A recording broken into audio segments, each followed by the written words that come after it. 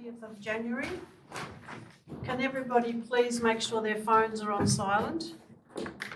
And I have a message to read out regarding the audio recording of the meeting. Please note this meeting is being audio live streamed and recorded on the Council's website in accordance with the Council's live streaming of Open Council meetings policy. The recording will be archived and made available on Council's website after the meeting.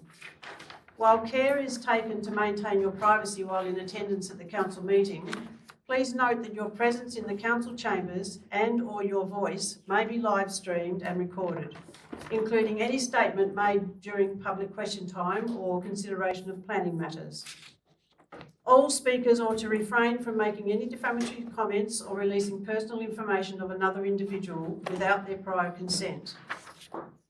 Council accepts no liability for any damage that may result from defamatory comments, and all liability will rest with the individual making those comments. By remaining in the public gallery, you are deemed to consent to being live streamed and recorded. If any person attending the meeting does not agree to being live streamed or recorded, you may choose to leave the meeting. Okay, attendance.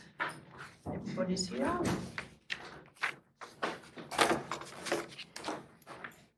Table of contents. Yes, can I raise a matter, please, Mayor, through you? I'm wondering if, with the table of contents, if we could move 5.3 to after planning, and I presume I need a motion to do that. So you're moving that. Is there a seconder? Councillor Archer is seconding. Do you have a reason for that? I'm supporting. Yes. Yeah. So I'm asking to do that because I'm aware that there are a number of community people who would like to talk about this motion, and they'd like to talk about it before we actually debate it. And I believe that there's enough interest from the community to come along tonight and want to talk about something that's going on at council, then we should give them a fair hearing. And so I'm suggesting that we move 5.3 to after planning so that community people can talk for or against or whatever this motion in general question and statement time, please. I'll put that recommendation. All those in favour? Oh, beg your pardon? Recommendation. Oh, hang on. That item 5.3.1 be held over until after the planning items. For the year. Yeah, cool. Okay, all those in favour? Aye. Against? Carried. And then I've just got one other matter which I think is the right place to do this, please, Mayor, through you. I want to table this paper that I have. It's an apology. I'm laying it on the table. There's enough copies for everybody who wants to read it. I've been told that if I don't present this apology to this council meeting, that I'll be sued for defamation. So it's there for all to see. Thank you, Councillor Andrews. Pass one down to the minutes person. Thank you, Mayor. That's table of a document of apology from Councillor Andrews. Yeah, there's a table motion in council, which I think should be read out for the public. That's up to Councillor Andrews. I've been told that, I've been advised that I just have to present that apology to this meeting. Yes. And it's there. I'll pass it round for everybody to read if they so desire. Councillor McCullough, Yes. pass it on. But I've been advised that I just have to present it. to We the do not council need a meeting. motion. Thank you very much, Councillor Andrews. Is there anything else? I'd like to read this document out for table for the... No, there's absolutely no requirement for that. We've got it to read there and it will be in the minutes. Acknowledgement of country. We acknowledge and pay our respects to the Tasmanian Aboriginal community as a traditional and original owners and continuing custodians of this land on which we gather today, and acknowledge elders past and present and emerging. Declarations of interest. Do we have any declarations of interest? Councillor Terrett? From closed council, 3.5.1, dispute resolution, Councillor Terrett against General Manager, and 5.1 Tasmanian Flood Mapping Project, pecuniary interest. Anyone else? Councillor Archer? 7.2.2, Longford District Committee recommendation in regards to Wolves Lane, and just declare that I'm an adjoining landowner. Anybody else? Okay, I have an interest in 5.3.1, when that gets up, and enclosed 4.3 regarding defamation action. That's it, we don't need to move any of those through, right? Mayor, sorry, Yes, I apologise. yes. I think I might have 5.3.1 and non-pecuniary interest.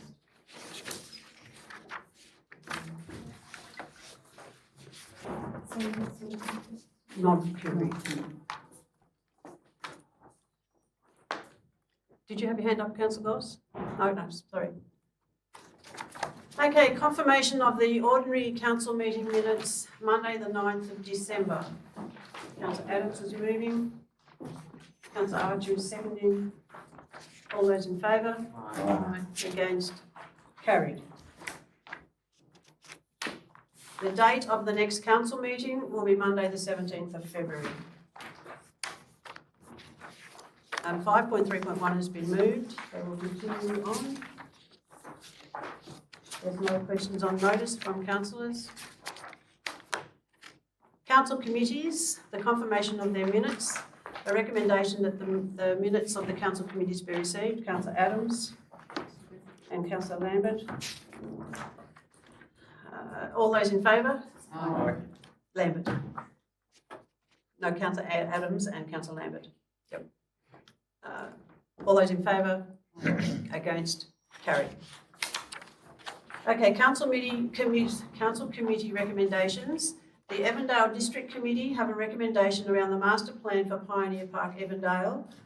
The officer's recommendation is that council note the committee's recommendation to A, consider any activity or works currently being done in Pioneer Park to be in keeping with the overall scheme of the master plan, and B, provide a copy of the master plan report. I have a mover and a seconder for that recommendation, please. Councillor McCullough and Councillor Brooks. And it's no discussion. I'll put the recommendation. All those in favour? Against? Carried. Evandale Committee as well have a recommendation around the bicycle racks, the location and the style. The officer's recommendation is that council notes the committee's recommendation to consider any bike rack installation to be located so it is not within the streetscape, and where possible be sympathetic to the heritage look of the town with the use of antique style bike racks. I need a mover and a seconder for that, or whatever motion you wish to put. Councillor Brooks and Councillor Adams. Any discussion? I'll put the recommendation. All those in favour? Against? Carried. Evandale Committee again, a heritage tunnel and watercourse. They have a recommendation. The officer's recommendation is that the council's planning department will consult with the developer and the Tasmanian Heritage Council regarding the committee's motion around the heritage tunnel and watercourse. I'm going to move it and a seconder, please. Councillor Andrews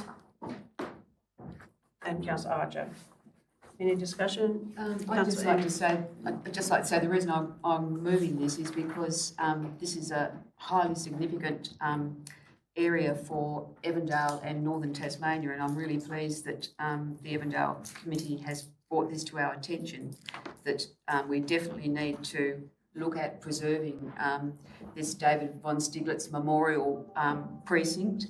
He was the man responsible for alerting the world and Tasmania to the fact that this historic heritage tunnel and watercourse existed, and he worked most of his life to make sure that it was recognised and maintained and its story was told. So it's very important that council make sure that it's maintained and looked after despite any subdivision that goes on around it. So I'm very happy to move this. Councillor Goss. Okay. No further discussion. Councillor Adams. I'd like to say yes, I agree. This is a very significant piece of history in this municipality, and there's some. I hope we get a report back on what's going to occur, and also the interpretation of this. It's long overdue. And I think, it might take us a while, but we need a good panel of this. And I think we're going to be very careful. We wouldn't want to do any damage to this site. Thank you. I'll put the recommendation. All those in favour? Aye. Against? Carried. Longford Local District Committee have a recommendation around A doubles and B doubles, 24-hour access on Illawarra and Longford main roads. And the officer's recommendation is that council investigates and seeks clarification from the Department of State Growth. Councillor Goss, you're moving that? And Councillor Adams is seconding. Any discussion? I'll put the, Councillor Archer. I would say I've noticed in the last few weeks the number of, I presume they're called A doubles, which are virtually a road train in my opinion, which even makes it worse, the fact that this potentially could be coming into Longford and coming in and out of any fuel station. So I'm happy to support the recommendation. I'll put the recommendation. All those in favour? Against? Carried. Longford Local District Committee, the review of the location and number of 60 km/h signs on Woolmers Lane. The officer's recommendation is that council notes the recommendation and awaits the traffic engineer's report. Councillor Andrews, you're moving? No, I'd like to, We need to move, you're going to amend it? yes. Okay, I'd like you're to moving move an the amendment? motion. Yes? Yeah. What's your amendment? The motion would be that council make contact with State Growth to improve the safety of this corner as soon as it receives back the engineer's report. You need to be specific about the corner. Oh, sorry. The council make contact with State Growth to improve the safety of the, what do we say? Do we call it the Warmers Lane corner? Is that enough? Corner of Brickland Street. Corner of Brickland Street and Warmers Lane. As soon as it receives the engineer's report. So in other words, we don't wait around and come back to another council meeting, we just send it off straight away. Wait till I can read it out. But it's already in the proposed recommendation. The council make contact with State Growth to improve the safety of Woolmers Lane corner and Brickenden Street and awaits the traffic engineer's report, or? No, what I'm trying to say is, as soon as we get the engineer's report, we contact State Growth. We don't just await the traffic engineer's report and probably come back to another meeting or whatever. As soon as we get that report, we contact State Growth. So do you want to say after Brickenden Street, if in it, as soon as the engineer's report is received? The motion was that council make immediate contact with State Growth to improve the safety of this corner. Yep.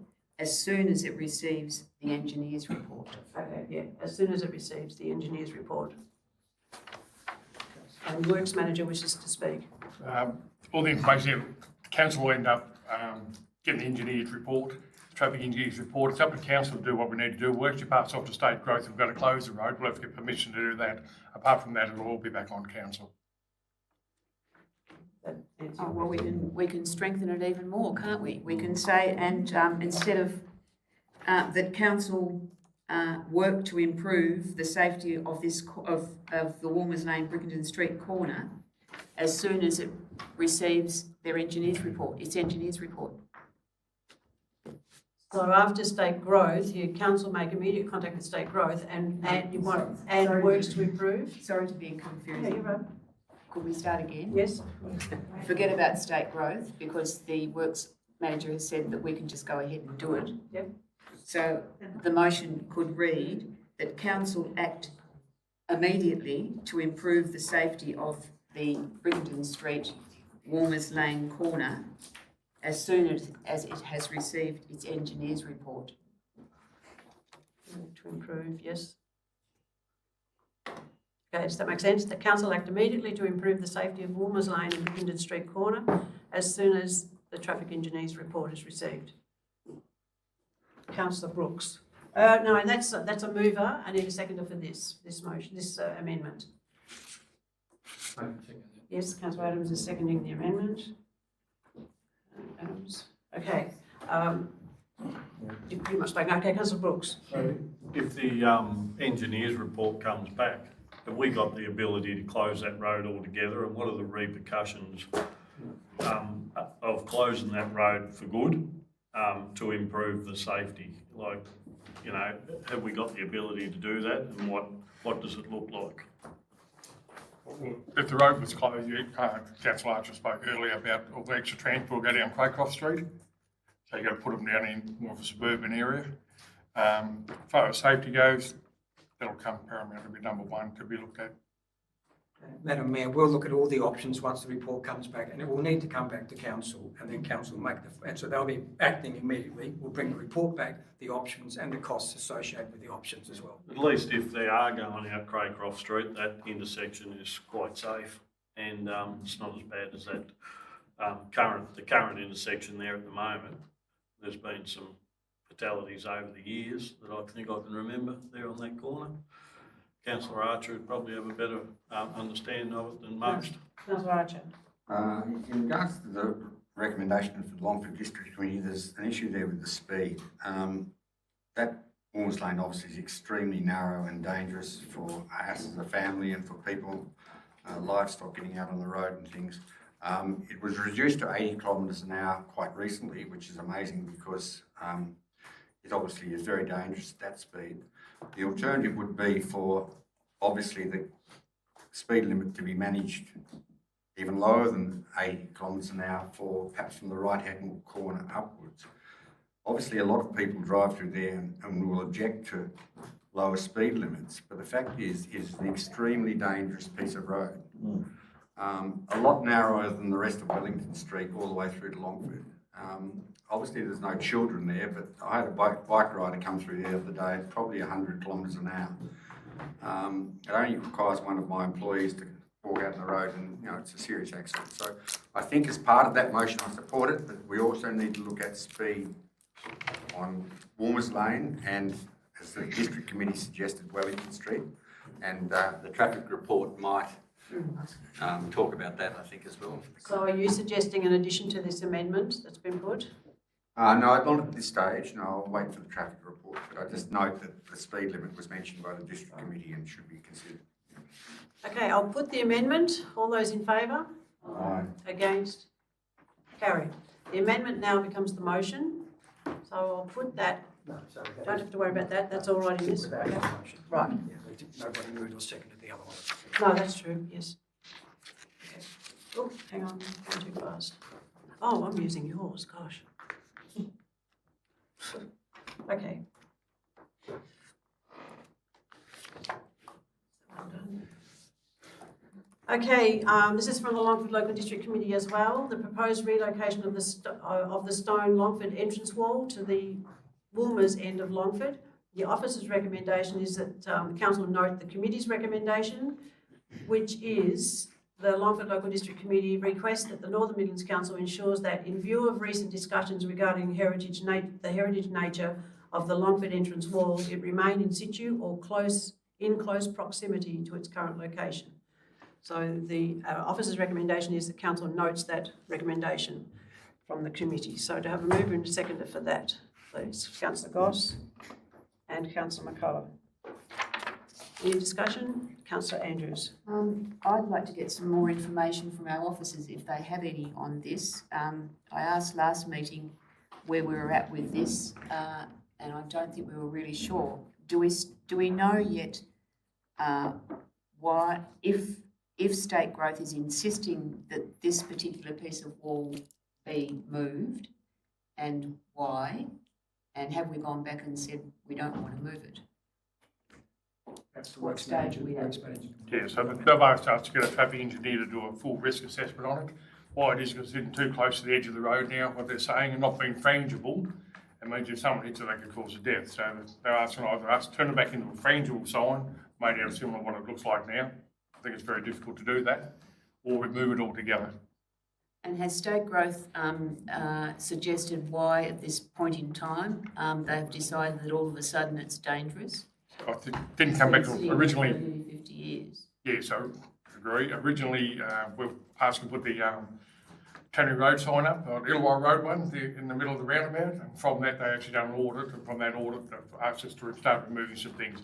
Even also the black signs coming in there which do the advertisement for the local stuff that's going on. They actually want them removed as well because they're not frangible. So we've got to get an engineer to look at it and bring a report back to them, and they might end up saying that we've got to take responsibility of it if there's an accident. So can I just be clear, we still haven't said to State Growth that we'll move the sign, we're waiting for, For a traffic engineer for a full report. and will that come back to council? We'll come back to council and make a decision. Okay, so I have a mover and a seconder. Does anyone else wish to speak to it? I'll put the councillor. Just one thing, can that sign, that can be made out of different material to make it look like stone, or are we not moving it full stop? You could move it out. You can get those stone just sticks on like a blue board and put on. It probably wouldn't look as heritage as it does now. Rock's rock. It would be lightweight and it would be frangible. So I have seen some of that stuff, it's like fiberglass or hard plastic, that they make it look like a stone, waterfalls and stuff like that, so, you know, there's probably an option there to keep the character of it, but made out of a different material, so it was frangible. So council will get another chance to make a decision on this. Yeah. Okay, I'll put the recommendation. Did you wish to speak, councillor Adams? I thought my second fleet ancestor who came to Longford from Norfolk Island might have brought those stones with him. I'll put the recommendation. All those in favour? Wrong. Against? Carried. Okay, Ross District Committee have a recommendation around the electric vehicle charging station, the design. And the officer's recommendation is that council notes the recommendation and liaise further with the committee as the matter progresses. They're concerned about the skins that'll be over the top of the sign. Councillor McCullough, are you moving that? Yep. Yes. Seconder, Councillor Archer. Any discussion? I'll just say that we discussed this at the district committee and obviously they wanted to have some input into what the way they look. They're happy to have the charging station, but once the options of camouflage or colours were brought up, they then decided that they formally would want to have some input into that design background. Now, I'll put the recommendation. All those in favour? Aye. Against? Carried. They have a recommendation around uniform concrete colour. The officer's recommendation is the current concrete colour used is preferred to maintain a more consistent and seamless look in the township. And this is around any new concrete slabs that are laid in Ross. So that's a request that they've got and it stays the same. Councillor Brooks, you're moving that? Well, yeah, I'll move it, but And I need a seconder before you do it. Wouldn't they say Councillor the current Archer? one? Okay, Councillor Brooks. yeah, there's some sort of dispute there with the colours. The committee thinks it's dark grey, council officer thinks it's dark brown, so we need to get some sort of clarity on what colour it is. There's a fairly big difference between dark brown and grey. Or dark brown on Friday down at the swimming pool. They have got exposed concrete down there, and what's happened there over the years, you can't get certain rock and certain colour after a while, and you can't match it. So you get an oxide dark brown, so we've actually gone dark brown, so it looks like the ironstone. Not a dark grey, which looks like the concrete. Grey area there. Councillor McCullough, did you have your hand I up? was just saying there's a grey area there. Okay, I'll put the recommendation. All those in favour? Against? Carried. They also have Ross Committee also have a recommendation around the Forgotten Battalion, the 2nd 40th Memorial. And the officer's recommendation is that the council support the committee's request subject to RSL approval. And they're requesting an additional plaque and stone to be put next to their memorial. Councillor Goss, you're moving that? Move the recommendation. Yes. And Councillor Andrews is seconding. Any discussion? Councillor Adams. Well, the 2nd 40th is a very famous Tasmanian regiment, and a lot of those guys were Tasmanians, and they suffered greatly in prisoner of war camps through Timor, and then later on into Thailand and Burma Railway. So I think it's great to respect them in this way. I'm sure the RSL would help us. Councillor Andrews. And just to add that the reason why Rod Stone has asked Ross if they might do something is that there were people from Ross in the second 40th, and so on Bob Davis's urging before he died, they've requested this. I'll put that recommendation. All those in favour? Aye. Against? Carried. Now we have some other committee recommendations. Devon Hills Committee, I have a recommendation around the speed hump installation on the Devon Hills Loop Road. This is from the Devon Hills Neighbourhood Watch and Residents Committee. And the officer's recommendation is that council investigate the installation of speed humps along Devon Hills Loop Road for safety reasons and to reduce excessive speeding in the area. You're moving that, Councillor Lambert. I have a second to Councillor Terrett. Any discussion? Just to say that there's a lot of traffic movement and it only comes in one way and out one way, so there's only one way that it can flow. So there have been great concerns. I've been contacted quite a few times about the speeding. I hope this will, well, I look forward to seeing the report come back to look at all of those options, because we have to find a way forward here to make it safe for those people living in and around that community. Councillor Terrett. Yeah, just one of the things that people don't realise, that people with prams and so forth actually have to walk on the road because we have no footpaths in that area. And speeding cars makes it very dangerous, particularly with young children. And whilst I wouldn't encourage we do speed humps everywhere, this is a particularly dangerous area, particularly because of the need to walk on the road in that area. Councillor Brooks. Can I just ask, what is the speed limit in Devon Hills? And does that, if whatever it is, does that encompass the whole of Devon Hills? Councillor Terry. 60. Sounds, Works Manager 60. Yep. It's supposed to be 60. Sorry, Mayor, I've just had a message that the audio is not working on the YouTube. Just to give you I didn't press the go live button on the machine. I did press it everywhere else, just that one thing. They stopped it. Working now? It is working right now. Okay. Councillor Brooks, did you have your say? You had your say. And Councillor McCullough. Okay, I'll put the recommendation. All those in favour? Aye. Against? Carried.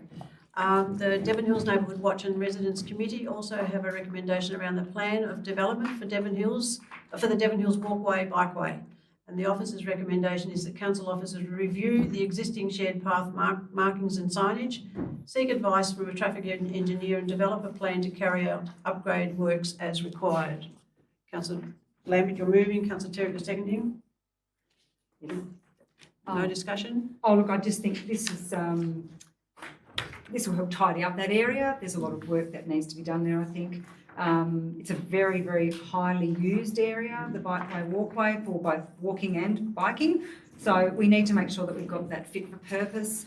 And, you know, I think this conversation's been going on since it was installed. So I think it's time that we came up with a solution to this that is going to make it safe, but also make it look aesthetically pleasing as well, because it is starting to look a little bit tired, particularly around those entrance areas to Devon Hills. It really does need to tidy up. Signage is also an issue there. I note that the stop sign has been reiterated there that it won't be installed, but we do need to put signage there for the people who are using the bikeway, walkway, so they're aware that there are cars coming in and out. Because as I've just mentioned, that's the only entrance in and out of Devon Hills, so it's a very heavy traffic area. I actually would like to see that stop sign revisited, because I still think it's an issue that, so maybe that could become part of that report that comes back. And also, if we could keep the committee updated with what's going on in that area, that would be really beneficial as well. Thank you. Councillor Terrett. Raising the point that Councillor Lambert raised about the stop sign, I wonder if that could also be included if Councillor Lambert was happy with that. I think we should. I'd like to see that revisited, as I said. Yep. So does that need to be added, Works Manager, or you'll just revisit it? Previously had gone to state growth and they didn't agree with it, but I'll follow up on that again. All right, yes. Okay, I'll put the recommendation. All those in favour? Against? Carried. We've got time to do information items? It's 5:59. Yes. I've got a few seconds. Okay, so we'll go straight to planning. To the questions. Yes, public questions, yes.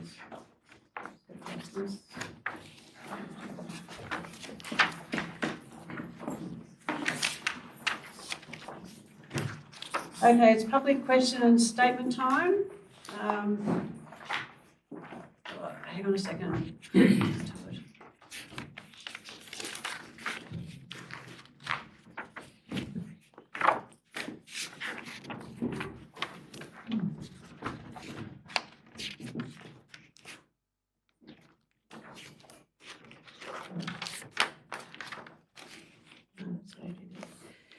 Okay, were there any members of the public who wish to make a statement or ask a question around something that's not to do with planning items? And you need to state your name and the town you live in, and you have 3 minutes to speak. Madam Mayor, if this is going to be item 5.3, I'll need to declare interest. And I need to step out as well. If it's about 5 point, but it really, if there's not going to be any mention of the defamation side of There's things, still I going can to be stay. questions asked. All right. So, Deputy Mayor, would you like to take the chair? Take the chair? Yeah.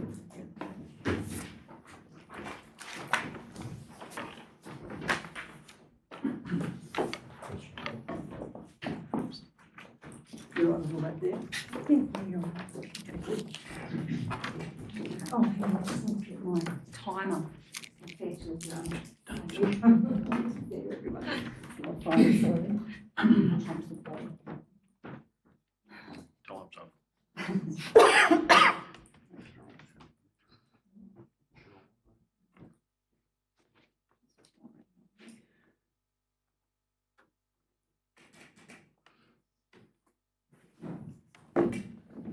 Okay, so do we have anyone that'd like to make a public statement? Mr. Izzard? Yes? Would you please state your name and residence? John Izzard, 44 Wellington Street, Longford. 3 minutes, thank you.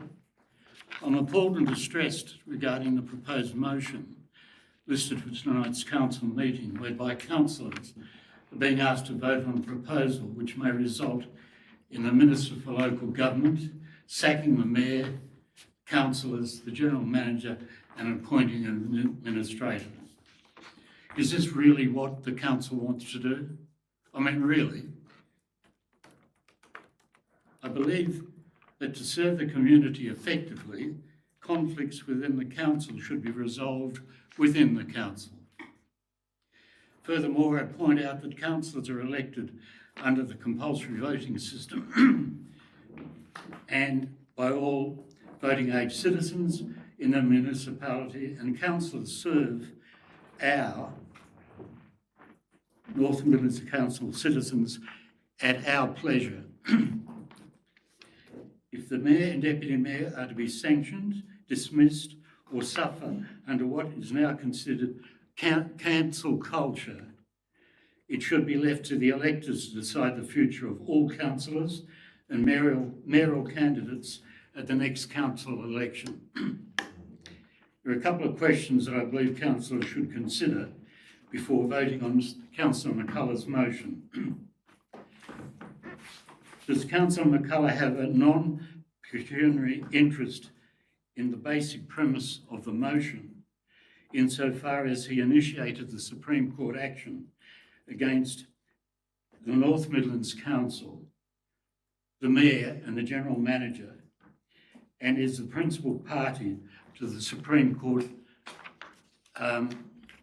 proceedings?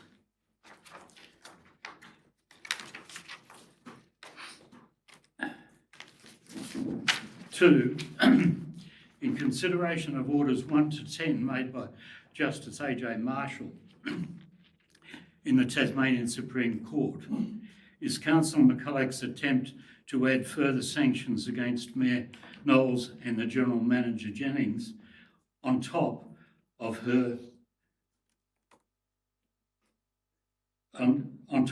action sanctions. In other words, is the Mayor and the General Manager to suffer double jeopardy, to be tried twice, to be punished twice? The health, safety and welfare of the Mayor, Deputy Mayor and the General Manager should be of prime concern to the North Midlands Council.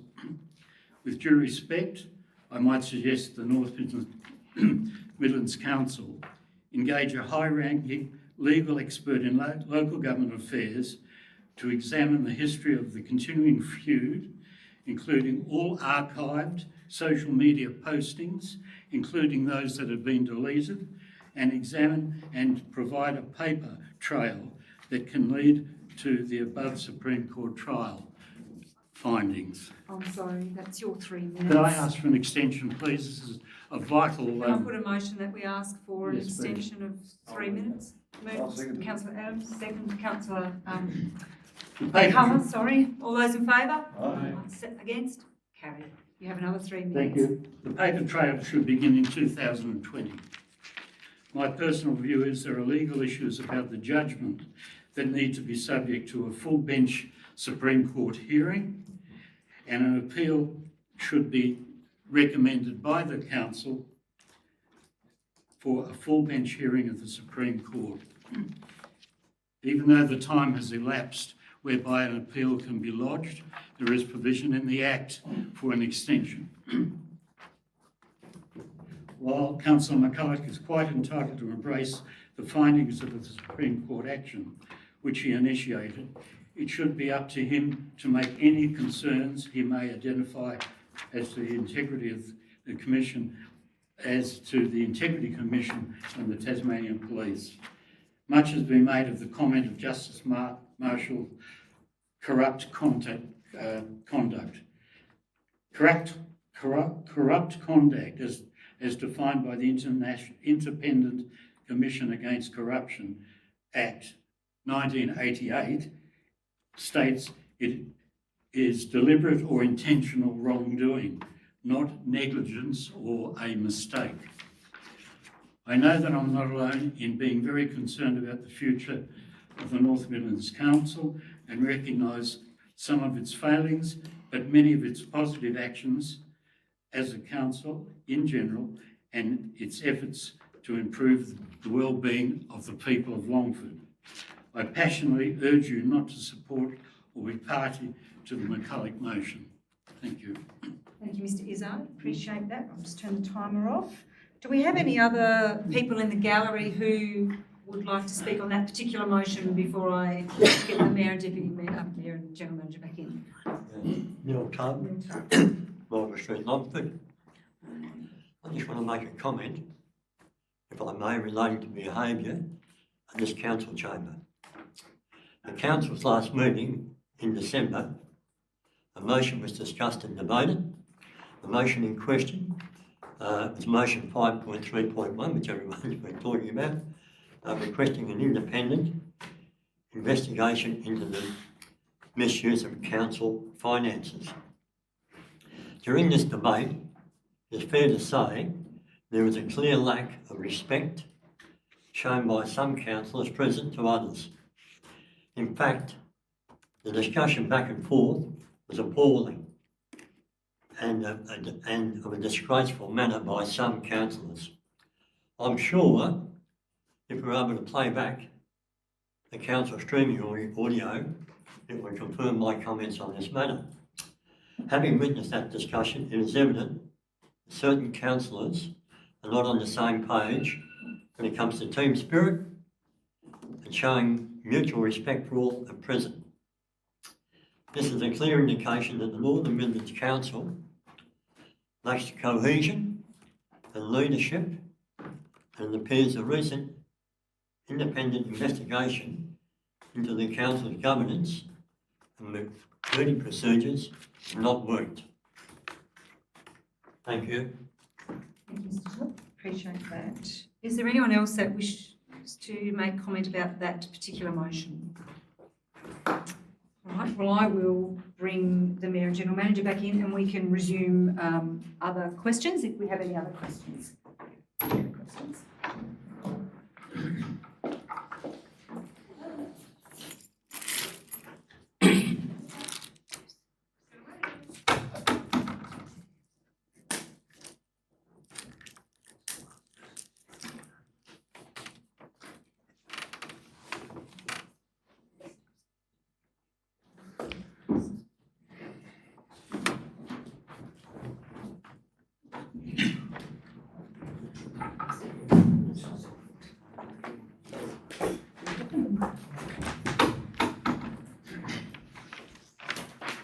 Okay, are there any other members of the public who wish to make a statement or ask a question about something that's not related to planning items?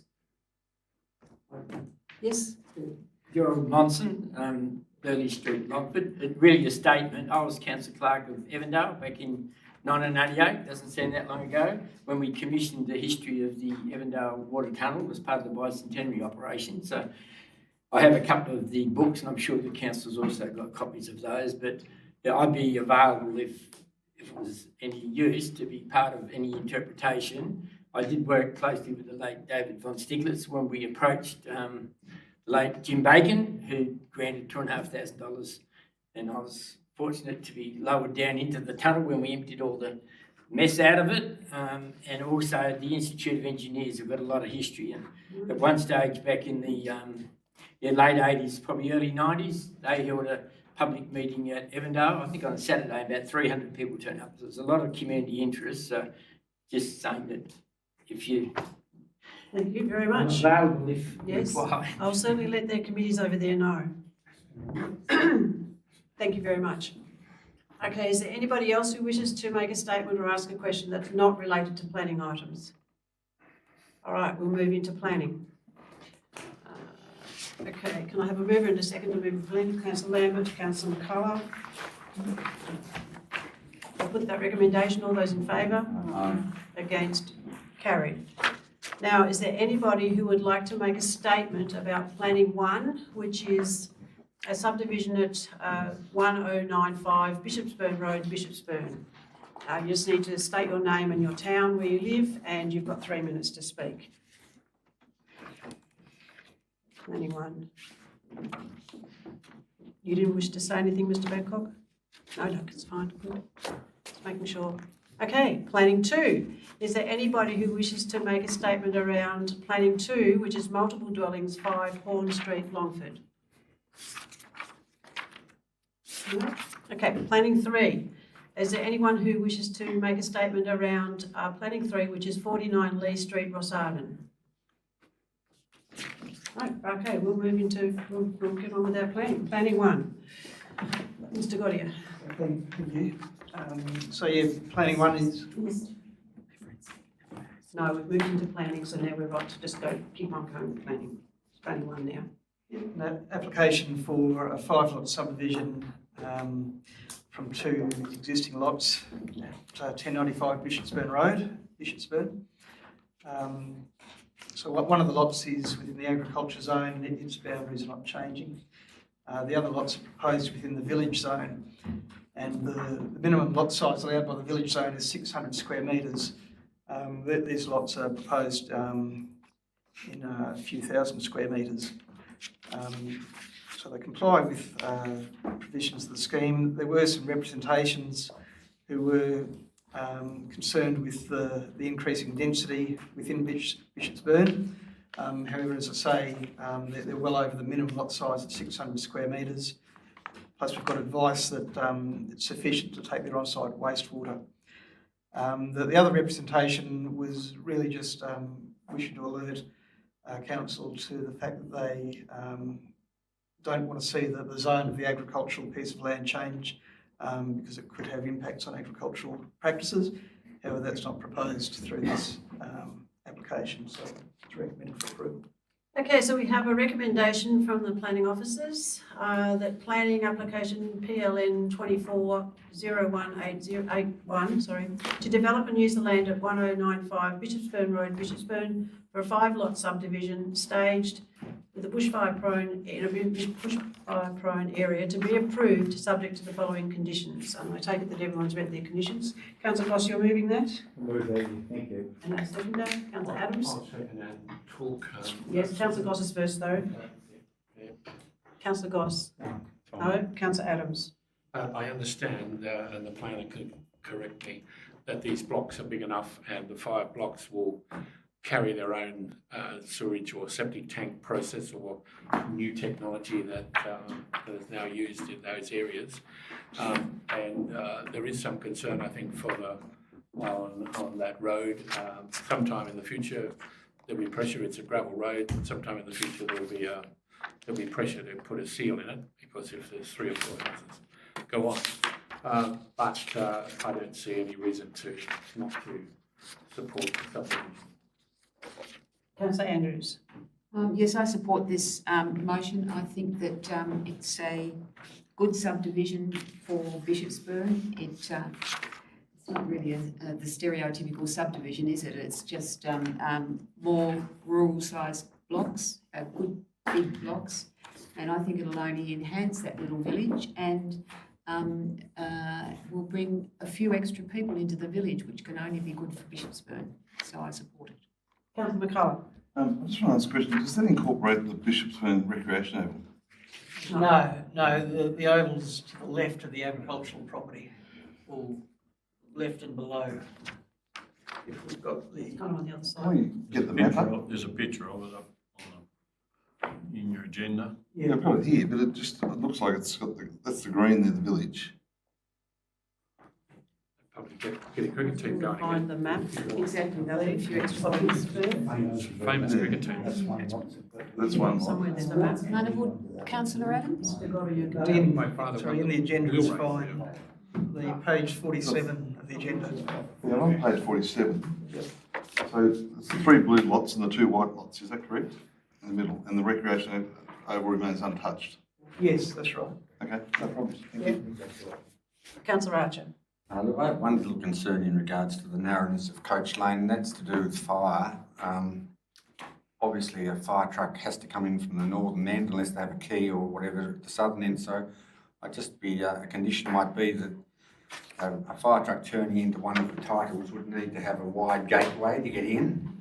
And potentially, a vehicle could be stuck in Coach Lane in a big fire and can't get out the other end. So the status of Coach Lane, I think, needs to be considered.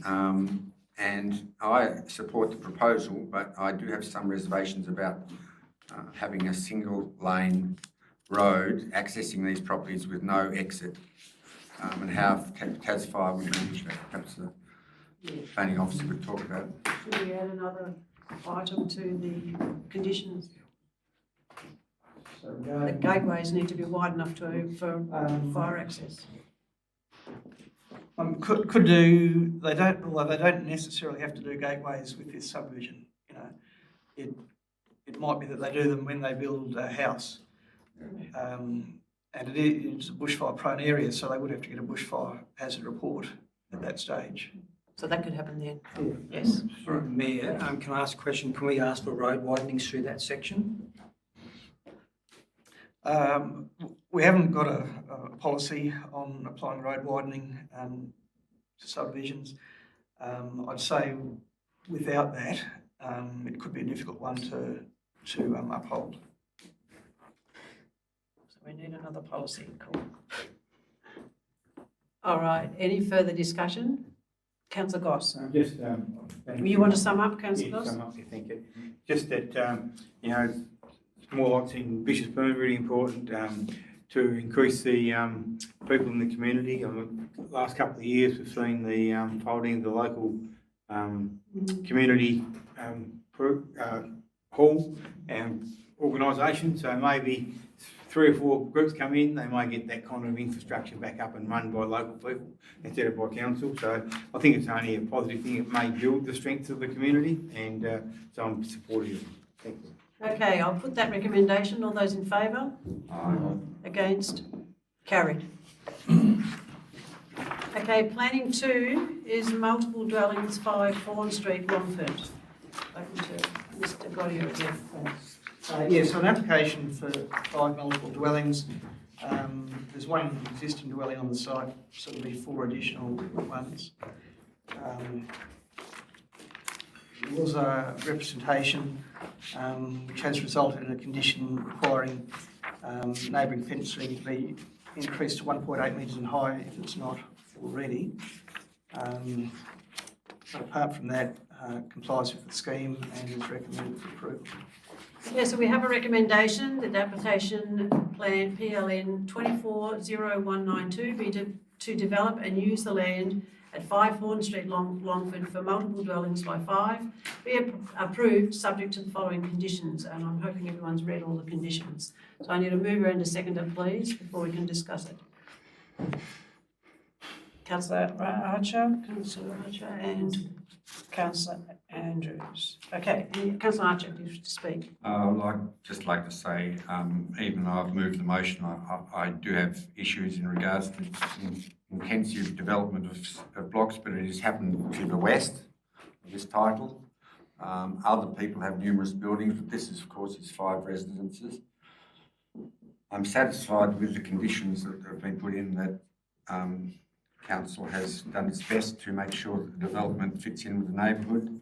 I know there will be probably some issues, but we are bound by planning laws to make decisions, and I have to support this development. Andrews, do you wish to speak? No. Councillor Goss.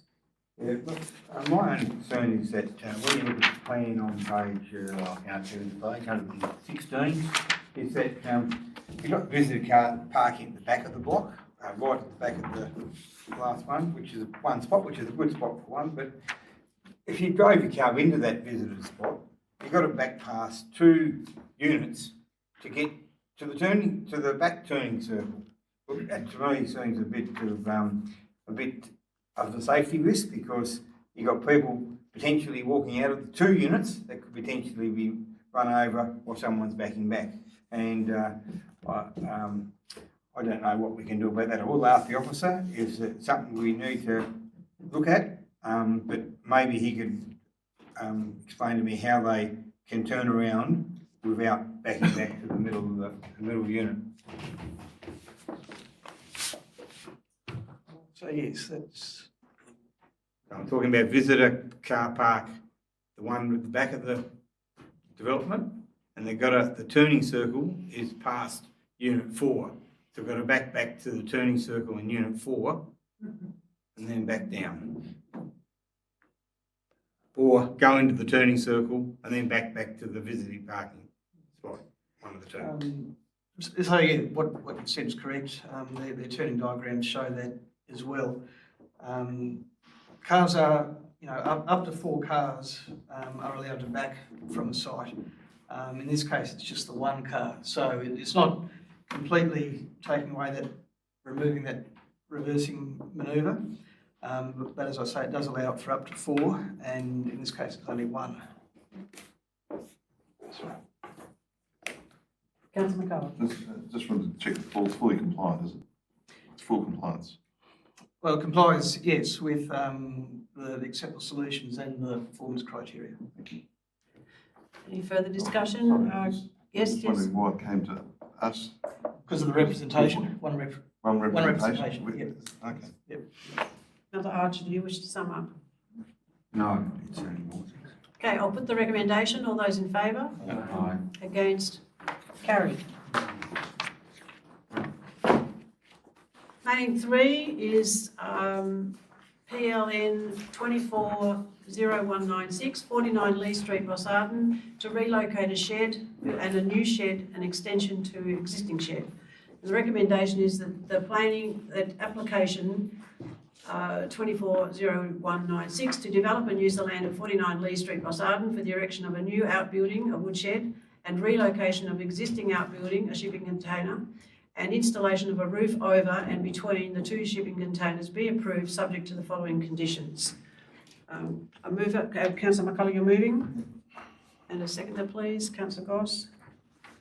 Councillor McCullough, do you wish to speak? I just think it's we're very privileged to have an application for this at all, given that Rossarden, with all due respect to people who live in Rossarden, not a lot of people go up there. It's relatively minor in every respect, and I think there's no major dramas, just given they're moving a few things around. So. Councillor Goss, do you wish to speak? Anyone? Any further discussion? Okay, I'll put the recommendation. All those in favour? Against? Carried. Go back to information items. I'll move out of planning, beg your pardon. Yes. Councillor Adams and Councillor McCullough. All those in favour of moving out of planning? Against? Carried.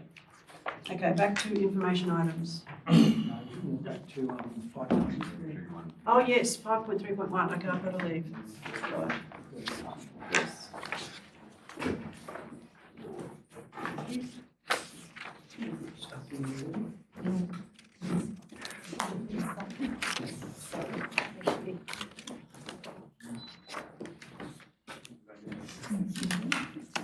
Deputy.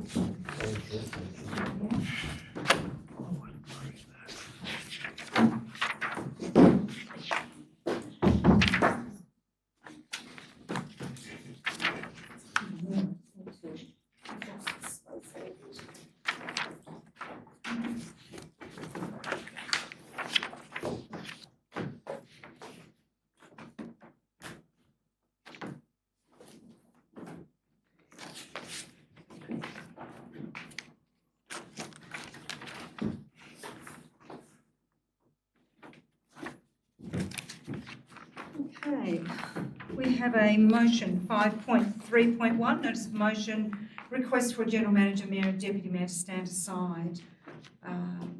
Councillor McCullough, are you wishing to move the motion? Motion forward. We have a seconder for the motion. Councillor Brooks, seconding the motion. Sorry, we have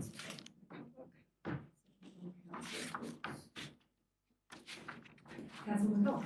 Thank you.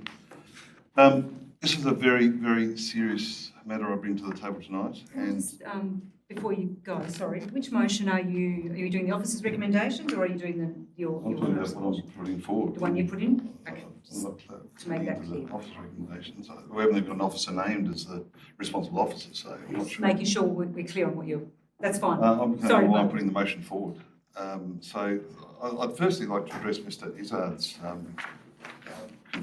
concerns tonight, because when a member of the public comes here with those sort of concerns and raise them, it's a really serious matter. So if we could, Mr. Izzard, resolve this outside of the, or within the council, I dare say in 2.5 years we probably could have done so already.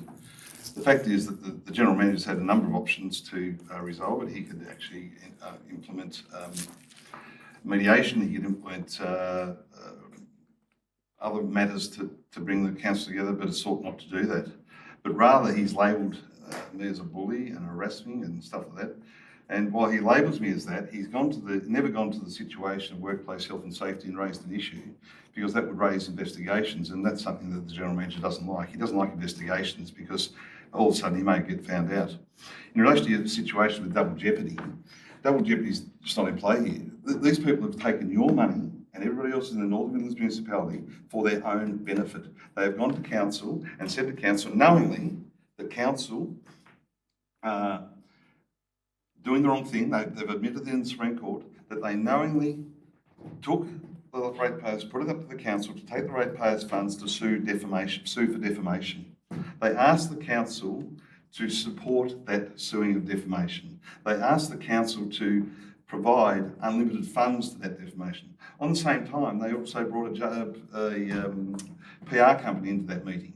So to come here and suggest that I'm the wrongdoer here, I'm sorry, I just don't think. And I would welcome an investigation dating back to 2020 or before if you wanted to go that far, because I'll be there with you and I'll be holding your hand and I'll be there every step of the way. Yeah. No, I'm not being rude. I'm telling him I'll support that.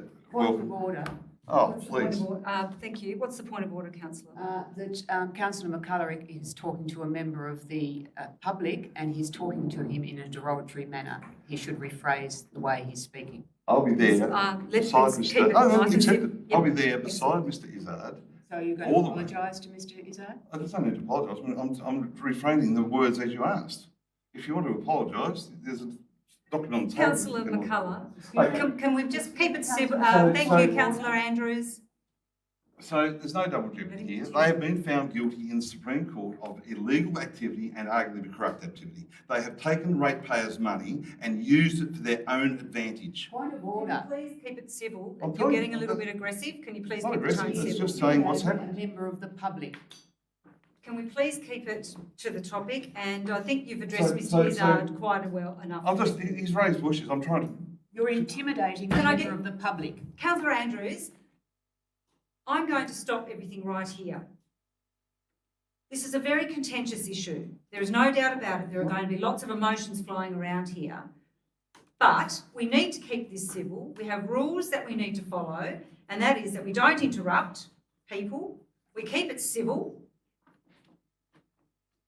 And if that doesn't occur, I have certain actions that I can take to prevent that from happening. So, Councillor McCulloch, I would ask you to... I apologise if I'm coming across a little bit Thank aggressively. I'm fairly emotional about this, so I'm respecting what you've said tonight, so please accept that. I'll go further. You say they can appeal it. I welcome to appeal it. If they want to go down there and appeal, let them appeal it and let them do it with their own money. And I'll bring that on tomorrow. So I have no fear of what the the mayor and the general manager can do legally. I've been through this case for 5 or 6 years, and not necessary. It was never necessary.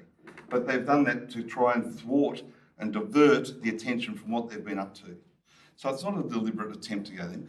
If you want to talk about their integrity, they've gone and tried to avoid paying all the money back to ratepayers to the point where we're going to have this go further in the months to come. Because if they're not going to pay back the full amount of money that they've been told by the court to do so, then in my eyes, they'll be back in court very, very soon to do that. Excuse me, could I have some protection from the Look, chair, please? I'm going to ask you, Councillor McCulloch, to actually go back to the motion. Yep. I think you might have got a little bit off track here, Sorry, and I'd like you to come back. I've made my points. Okay. Mr Izzard doesn't need to be That's fine. addressed in that way. I'm And sorry if I get so emotional about it. we're all emotional about it. We need Yep. to keep it in check.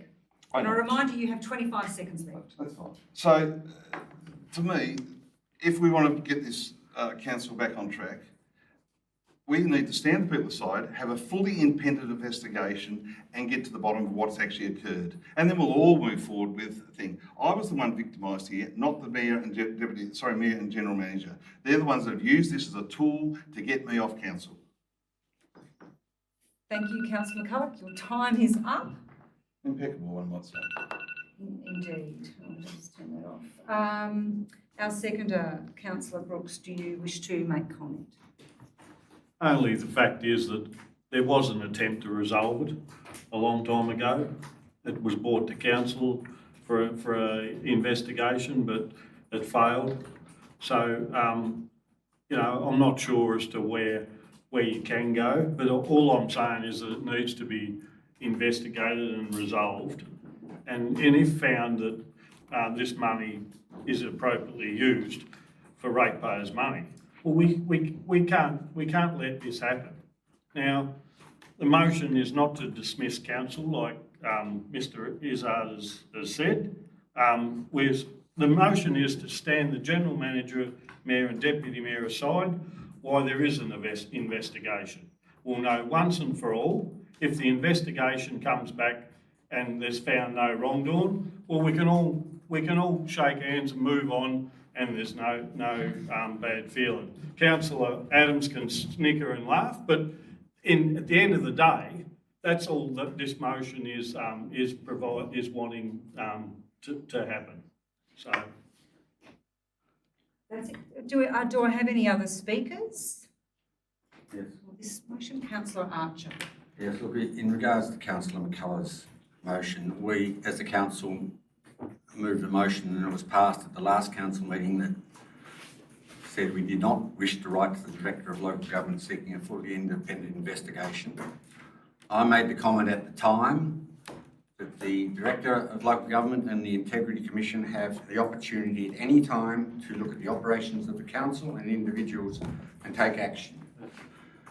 It is not necessary, I consider, for the North Midlands Council to spend more time and money going into this if the government, through the local government director and the Integrity Commission, do not perceive it to be necessary. In saying that, I do have some concerns in regards to resolving this issue further, and the officer's recommendation in the agenda does, I think, provide some issues which I'd like to see clarification. So if the motion by Mr McCullough was changed to more closely the officer's recommendation, I would be quite happy to support it because I think it brings some clarity. But in regards to writing to the Integrity Commission, I think we as a council have already made a decision not to do that at the last meeting. Thank you, Councillor Archer. Councillor Andrews. I just wanted to say that I'm very confused with this motion that's been put up. Very confused because it's really difficult to work out from all the words what Councillor McCullough, what action he's calling for, because there's a conglomeration of things going on. There's actually about 5 motions in one there. So I read and reread and reread it to see if I could get the meaning of what he was trying to do and what he was calling for. I believe that this motion is very similar, as Councillor Archer suggested, to one that was brought to the Council in December by Councillor Terrett that called for the Integrity Commission to investigate the Council. And for the reasons that Councillor Archer stated, that was knocked back. Do the ratepayers of Longford and Northern Midlands want to pay for yet another review into the Northern Midlands Council? We've had them, and the results have been talked about around this table, and that review found that there was nothing to answer. How many reviews are we going to have? And they will come back to being paid by the ratepayers. How many reviews do we have to have before certain members of the councillors around this table are satisfied? So I can't vote for this motion. Thank you, Councillor Andrews. Do we have any other speakers on this topic? Anyone else? Councillor Terrett? In light of, I have ongoing concerns about this. I only found out in the last week that this council spent over $220,000 on this case. As a council, I found it concerning that this was the first time that I found that we spent so much money on a single case. I raised the matter at the previous council meeting that this needs to be looked at. We can't sweep this under the carpet.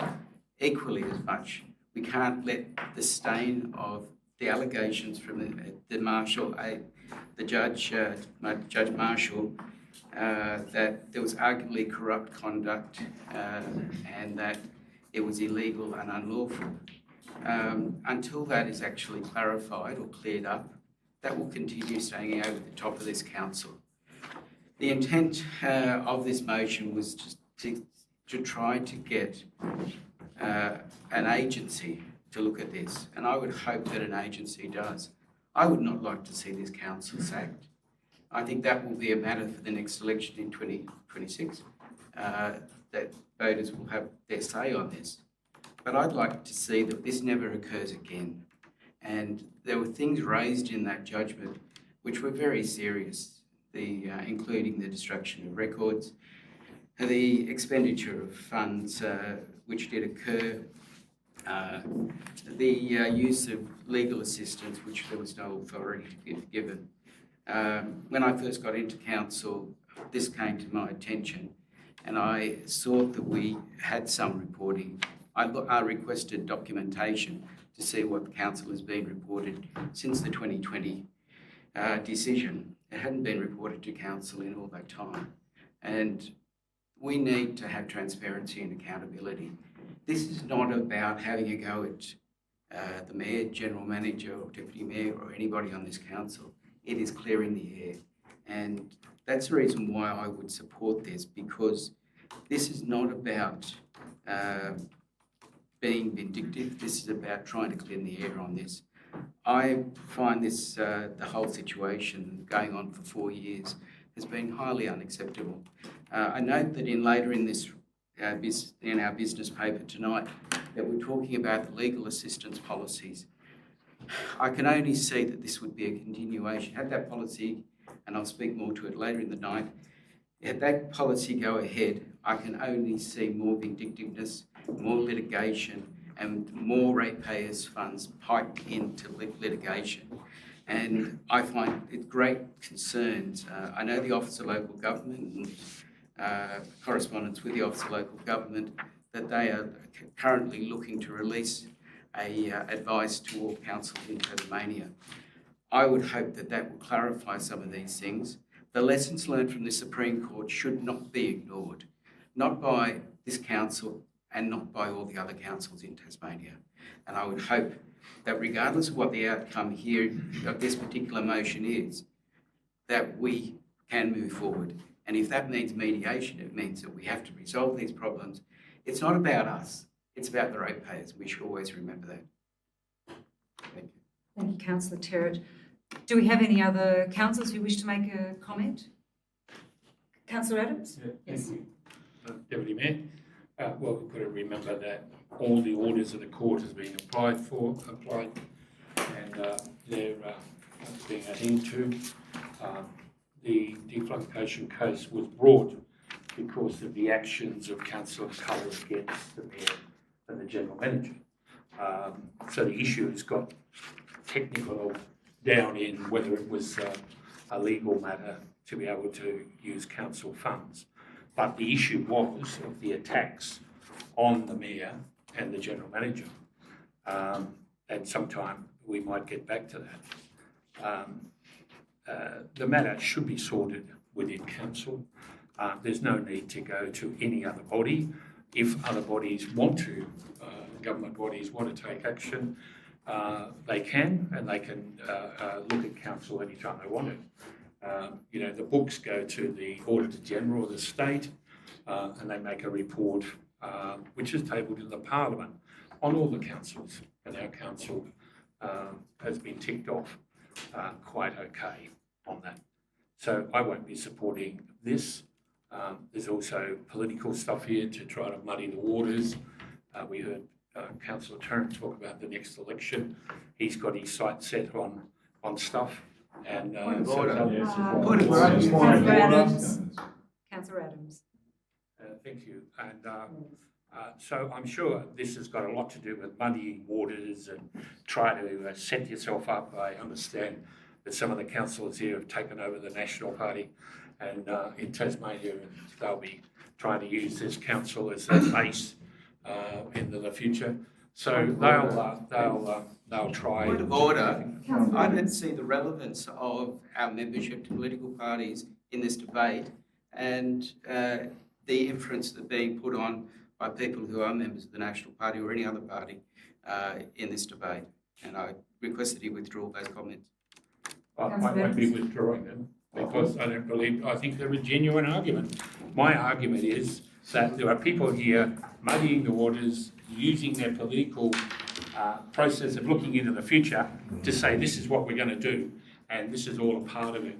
So I oppose the motion and will be voting against it.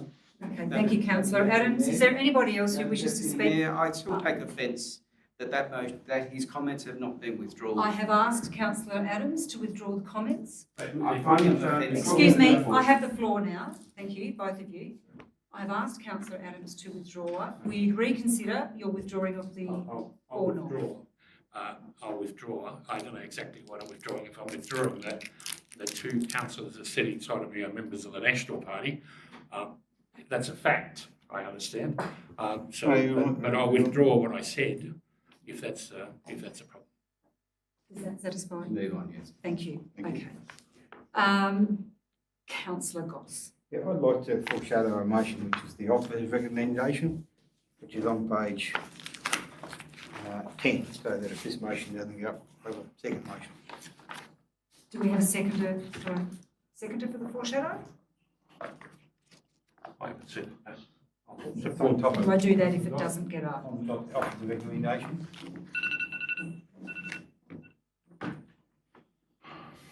So we'll deal with this motion first and then... We'll do this motion first and then we'll get back to that. This foreshadow, that's fine. did you want to speak at all, Councillor Goss? So the way I see it, everyone has had an opportunity to speak, except for me, and I would like that opportunity to speak. So I'm going to vacate the chair while I do that. And I believe the process is that we need to vote someone from the floor to take the chair whilst I speak. I'd like to... Councillor I suggest Councillor Archer, as he's the third member of the Executive Committee. That would be appropriate. Okay, do I have a seconder for that? No. Do I have a seconder for that? Councillor... First of all, we'll see, do I have a seconder for that? Councillor Adams. Right, do we have any other nominations? I'm on Councillor Goss. Councillor Goss. I'll second it. Goss. Looks like we will have to have a ballot then. Are there any other nominations? All right, so sorry. We need to have a ballot. So just give them a little piece of paper and we are deciding between Councillor Archer and Councillor Goss to chair the meeting. while I speak. They will write yes, and then we'll. So it's between Councillor Archer and Councillor Goss, who you want to chair this particular section while I speak, and then after I've spoken, it's Councillor McCullough who will sum up. I think you're right. Somebody's name in one name? One name, and I'll get two independent people to verify it, so maybe is Mrs Viney and maybe Ms Nutting. Would you like to maybe help out and just verify those names? Thank you.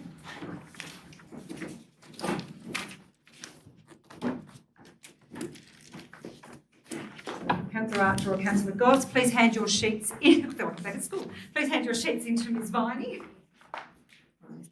Ms Nutting, and they will do the count for us.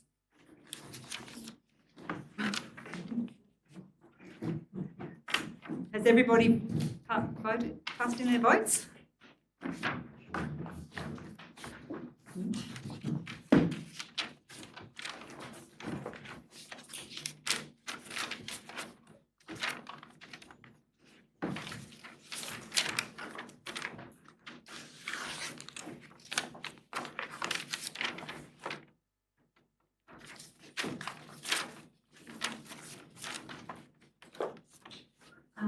So there's 5 votes for Councillor Archer and 3 for Councillor Goss. So that's been verified, 5 for Councillor Archer. So thank you, Councillor Archer. Will you please take the chair while I make my statement? And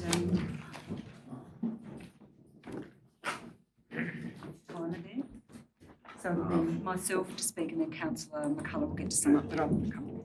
You've got 3 minutes. 5. 5, please.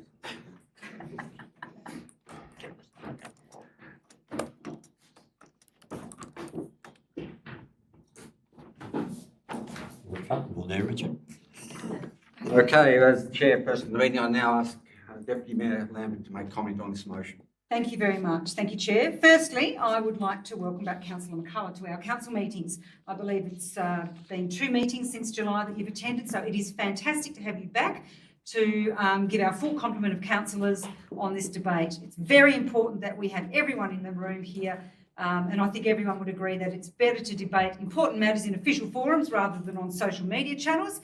That way everyone can hear all sides of the matter in a fair and balanced, open, transparent manner, most importantly, a professional and accountable matter. So speaking to Councillor McCullough's motion of stepping aside while yet another investigation is conducted, I will not be stepping aside. I repeat, I will not be stepping aside. In fact, I'd like to thank Councillor McCullough for putting forward this motion on the agenda, which now finally allows myself to speak publicly on an issue which up until this point in time I have been somewhat silenced due to professional protocols. I can add further that there are matters before the courts, some of which I believe the public are unaware, involving yourself, Councillor McCullough, and it does surprise me, given your statements calling for openness and transparency of councillors, that you have not seen fit to elaborate on those matters. But I can only speak for myself regarding that item. So firstly, I note that you are calling for myself as one of 3 people being requested to stand down pending an outcome of an integrity commission and police investigation, and that you are asking the council to write to these bodies to facilitate that. Well, I'm a little bit confused regarding this request, as Councillor McCullough has alleged publicly he has already made a complaint with Tas Police regarding this matter. On the 5th of January 2025, Councillor McCullough wrote on his social media post, and I have copies here, this matter has been referred to Tas Police, who have been met with earlier this week, to lay formal complaints. He goes on to say, what Mayor Knowles and Deputy Mayor Janet Lambert did in this incident was blatant stealing.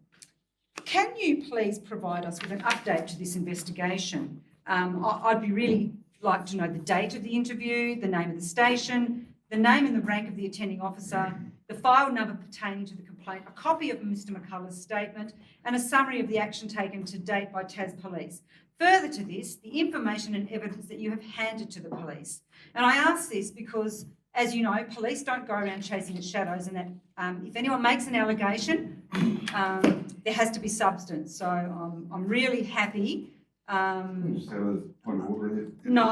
I'll answer that question for her. Excuse I'll me. answer that question for All her right, right now. if we can just pause that, can you answer that Yeah, and provide that? It's with Detective Sergeant Aziz Malik. Date? 2832 is his badge number. And it was on the... Make sure we get that, please. Have you got that? Oh, sorry. Spell that name, Councillor McCullough, please. The interview was held. Which one? I think it was Monday the 30th at 10 a.m. 30th of December. And a formal lodge application, formal complaint has been made against yourself and the Mayor. And can we get a copy of that statement and some evidence to Talk to the that? police about that. Well, I'd be happy to talk to the Could you police please about that. stop the argument, please, let Councillor Can Lamb. may I continue? Councillor Chair? Lamb can continue, yes.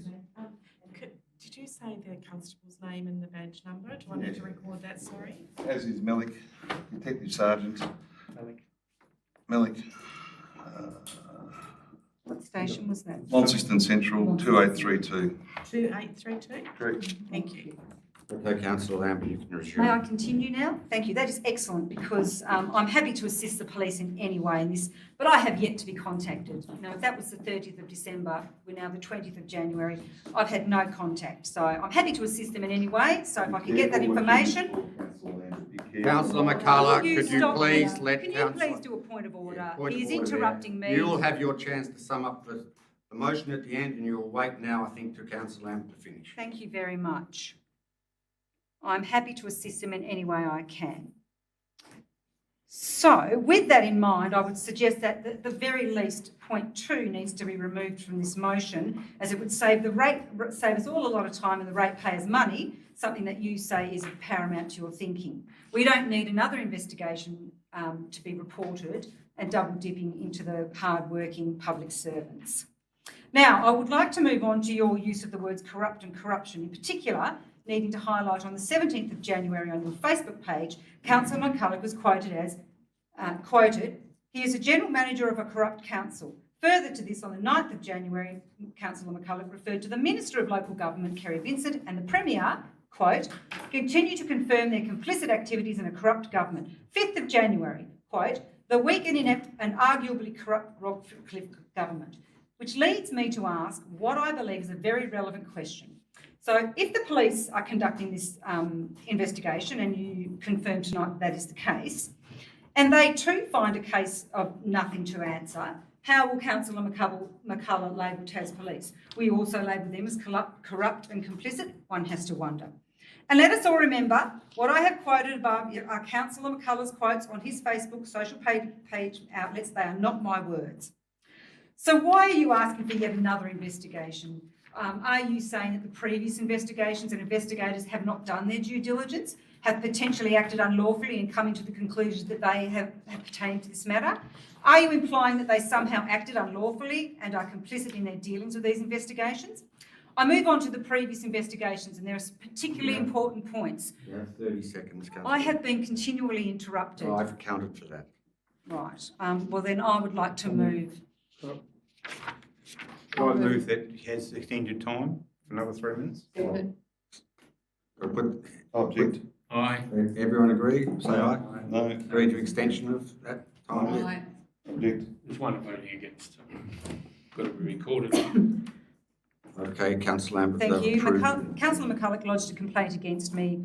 Oh, sorry, I'll go that. In a letter dated the 13th of August 2024, from the Director of Local Government, Mike Mogbridge, he stated, the investigation found, and I quote, there is no evidence to support the allegations made against the first respondent and the second respondent. To put that into context, Councillor McCullough lodged a code of conduct against me on the 19th of January, alleging breaches of the Local Government Act in relation to reimbursement of funds for a legal code of conduct against himself.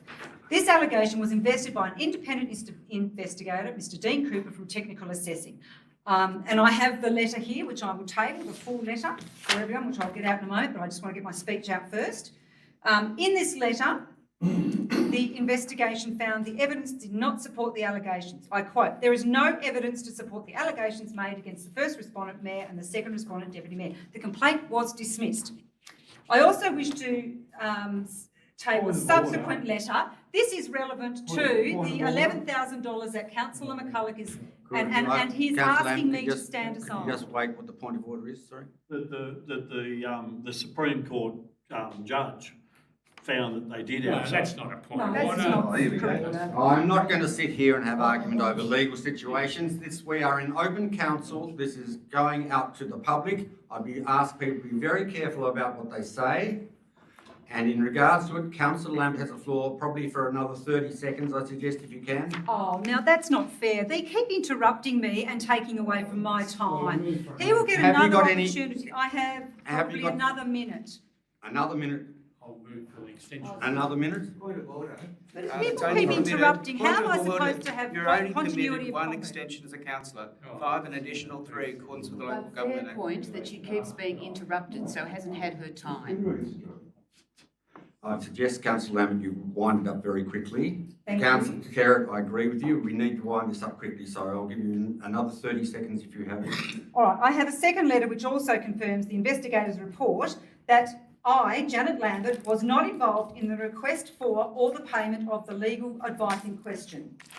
And I will table those. Councillor McCullough, in an email, continued to say on or about last year that I collectively endeavoured to procure financial personal advantage by taking $11,000, possibly more from the ratepayers, for legal excuse against a code of conduct. I reiterate, there is no evidence to support those findings. So why does Councillor McCullough continue to promote me as a thief, corrupt and someone who steals us? This is untrue.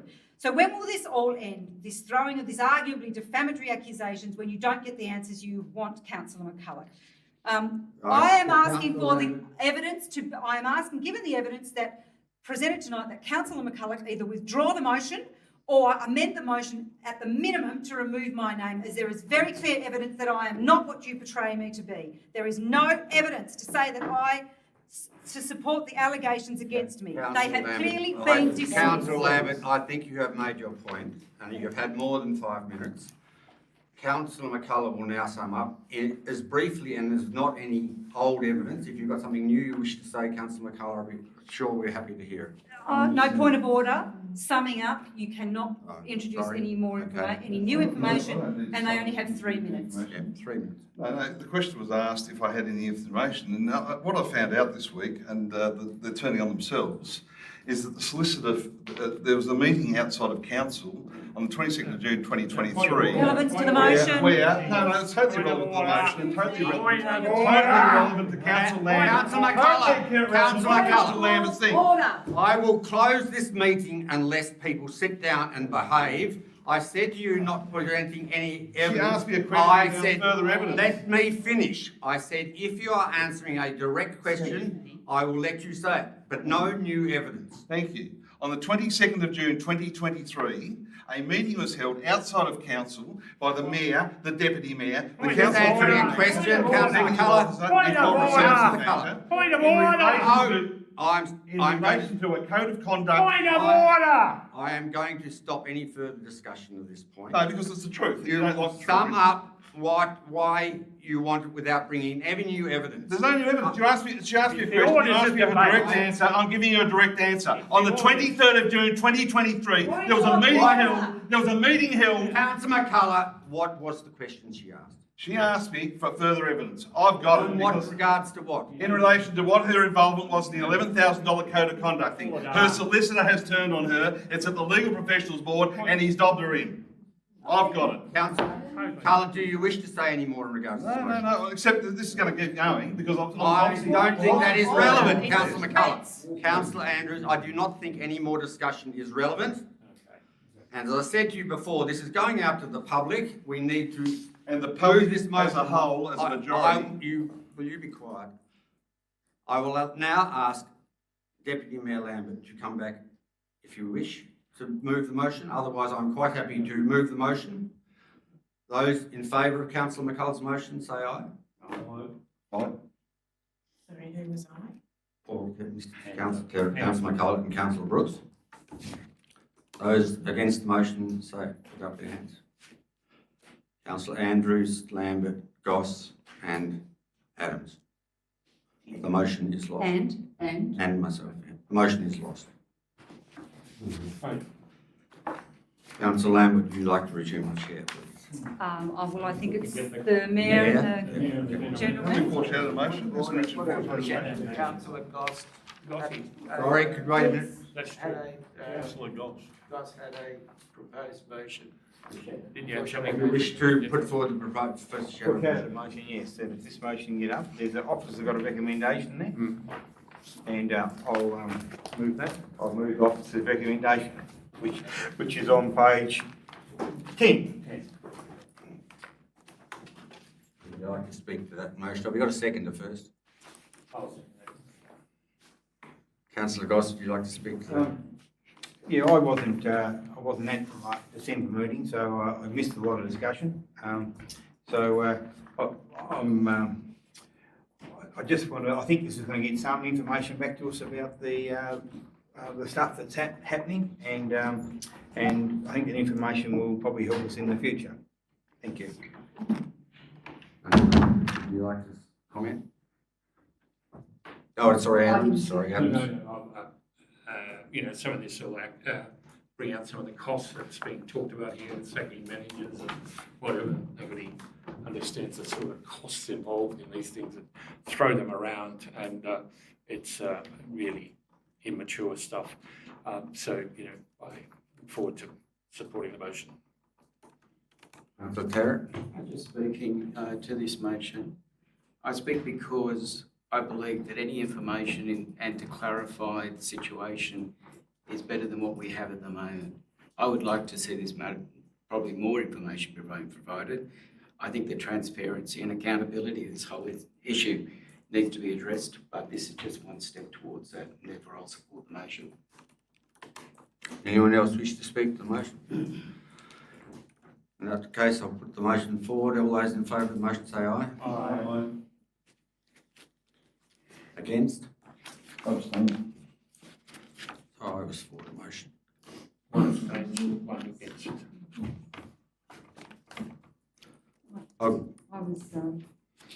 I didn't vote, sorry. You're abstaining? No, because that's classed as a negative. Councillor Lambert's not abstaining in effect. No, I'll vote for the motion so we can just get that little bit of information. So just one against and that was cancelled. So it was only Councillor Andrews against, was that right? And one abstention. One abstention, Councillor McCullough. One. Abstaining. Point of order, abstention is a negative to the vote.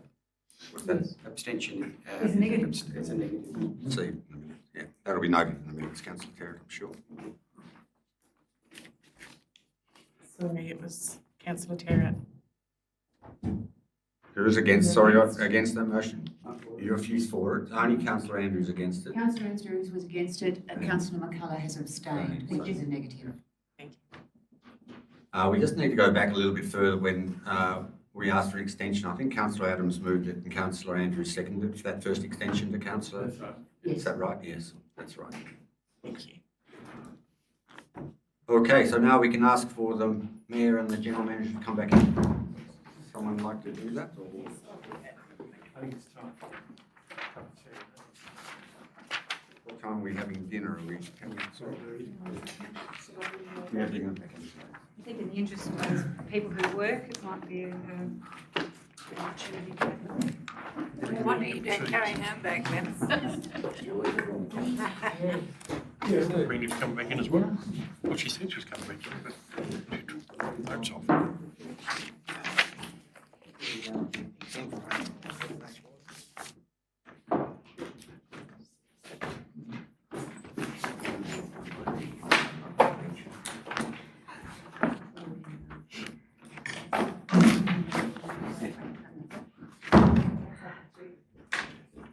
Thank you, Deputy Mayor. I believe now is probably a suitable time that we take our meal break. So, members of the community, we will be breaking for a meal for half an hour. You're welcome to hang around.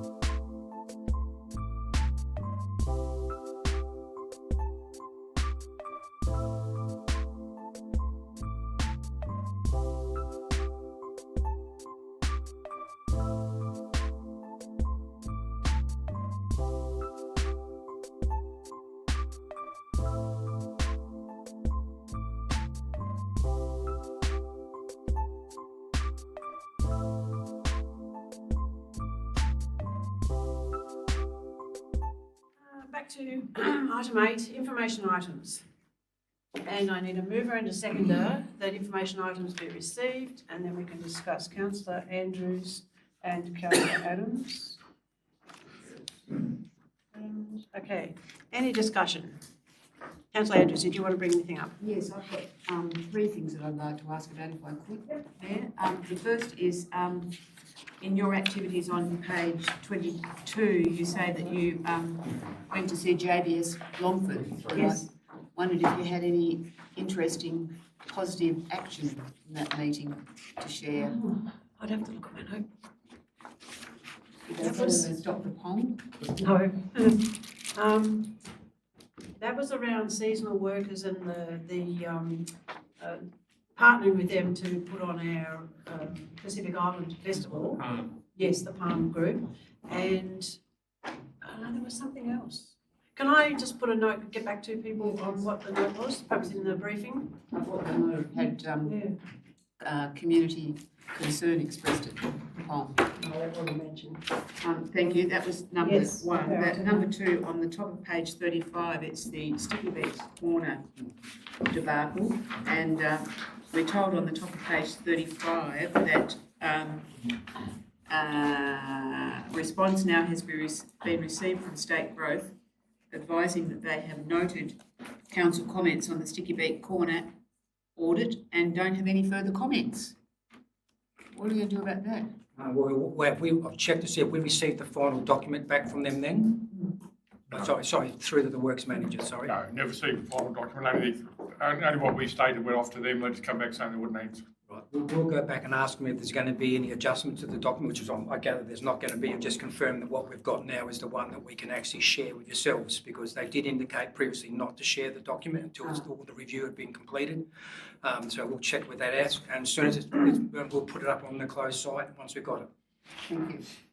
And then the last thing, sorry, Madam Mayor. Just in relation to Sticky Peaks. Yeah. I noticed the original motion also asked for a timeline for option 2 to be implemented, and whether now that we are close enough to get a timeline to progress the removal of the current. This is a bit of. Excuse me, Councillor Adams. Councillor Terence speaking. Relates to because we've held off because we've been waiting for state growth. We're now at the state growth. Are we up to that point now of having a timeline for the removal of No, Madam Mayor, I believe you need to see the report that's come back, and then make your determination how you wish to move forward at that stage. Councillor Andrews. Sorry, and the last one, just page 36, we talk about vandalism and the total cost of vandalism, which is absolutely horrendous, especially in the first part of this year. And it looks as though it's widespread. It's at Rossin, Campbelltown, and I know Longford and Perth. Is there anything that can be done from a council level? I mean, do we ask the police to sort of go into that for us, or talk to the police, invite them in to talk about how we can help? We can invite them in, we can invite them in to talk to yourselves, and particularly do that at a workshop. They do like to come along and have a chat with yourselves and hear what any concerns you have, what may be happening in the municipality. But we do make them aware. We've got video cameras at all sites now. We've been upgrading those so we can, even in the dark, can pick out who was there. That is provided to the police. Sometimes there's action. Perhaps the works manager can add to this. It depends on the courts of how bad the situation is, or the vandalism, sorry. But we do identify the offenders on many occasions. I don't know if the works manager can add to that. We've just looked at one of the war memorial oval at Campbelltown. The toilet had got a fire in them. We found the children under a camera right up against the building, and you could identify them. Nothing moved forward from there. I've gone back and asked the question what's happening with it and where it'll go. I've more or less been told by the police, yes, they can go and book them, it'll end up nowhere. But it's something you need to be, so the community know who they are as well. I think that's what it needs to come back to. There's been a lot of vandalism now at Laycock Street, they've been down there with pins. The only good thing about it, they didn't use hit pins, actually cleaned up twice, but that happened twice over the weekend, Saturday and Sunday, drawing all over the building. So all that information goes to police, it depends on what the dollar value is and where they go with it. We're going to have to end up closing toilets, aren't we? And that comes at an additional cost of closing and opening them, or you close them permanently. Now, you're trying to put these facilities in to assist the community because there is a need for it, and particularly at these sites where the playgrounds and all that are. But we have seemed to have individuals that don't appreciate what the council and what the community are paying for. You finished your questions? Okay, Councillor Brooks. Yeah, regarding the Laycock Street one, I've seen some negative comments on the community pages.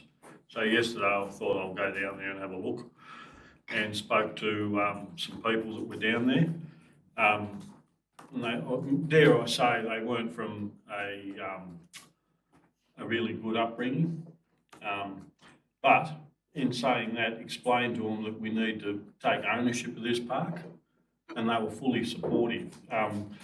You know, whether their kids were the ones doing it, but they come across to me as if to say, well, look, you know, we'll keep an eye on it. If we see anything, we'll report it. And that's a really good thing, because if they do live nearby and they do appreciate, the park's absolutely beautiful. You know, there was reports of graffiti in the toilet when I got down there. Obviously it had been cleaned up and the toilet was spotless. It was probably one of the best clean public toilets that I've ever walked into. The park was magnificent. there wasn't a scrap of rubbish laying around. And I'm thinking, like, you know, education for these parents, and the kids were there too, so they heard the conversation, you know, and the parents were sort of saying to the kids, well, look, if you do see anyone, you know, report it back to the father, and he'd then report it to the police or council. So I think the ownership, if those people in them areas can take ownership of that place, it'll sort of probably fix itself, because the people that are probably creating the biggest drama down there are people that are probably living close by, kids that are graffitiing and doing stupid stuff. So with a bit of education and a bit of encouragement, you know, not to just go in and close it up, you know, I think you'd probably get a retaliation effect, you know. And I said to them, well, look, you know, what do you, anything, you know, that you could possibly think of that would be good for the park? And they said a water fountain. I did send the email off, you know, and I thought that'd be a really good way of getting those people on side if we could deliver that water fountain for that area of Longford, and it would then show that the council are fair dinkum at helping that park and trying to make it really good for the people that use it. So, you know, there's better ways than just close it up, lock it up and forget about it. So I think if we can just try and work with people, we'll probably get a better result.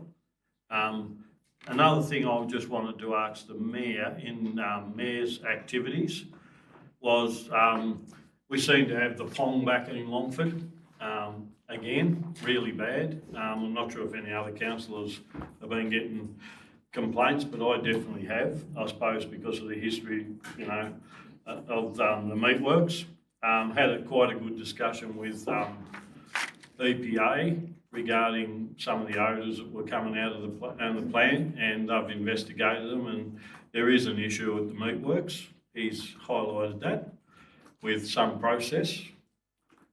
So I'm not sure what's been done since, but he did say he'd give me a call back once he got a chance to speak to the meatworks.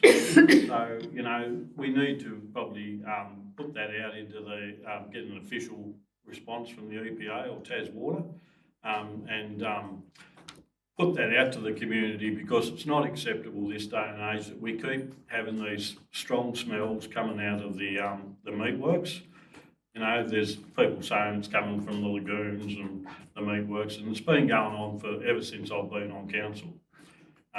So we need to make sure that the EPA or Taswater are actually following through and monitoring these smells that are coming out of the meatworks, if whatever's happening down there.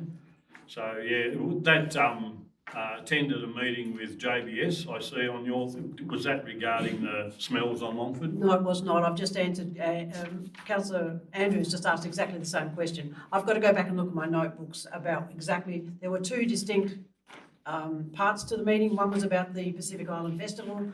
I've got to go and look at my notes. I cannot remember what the other part was about. So I will put it in the briefing reports, what we discussed. So everybody will get to find out. Yep. And Councillor Goss, you're next. I was just going to mention about the vandalism.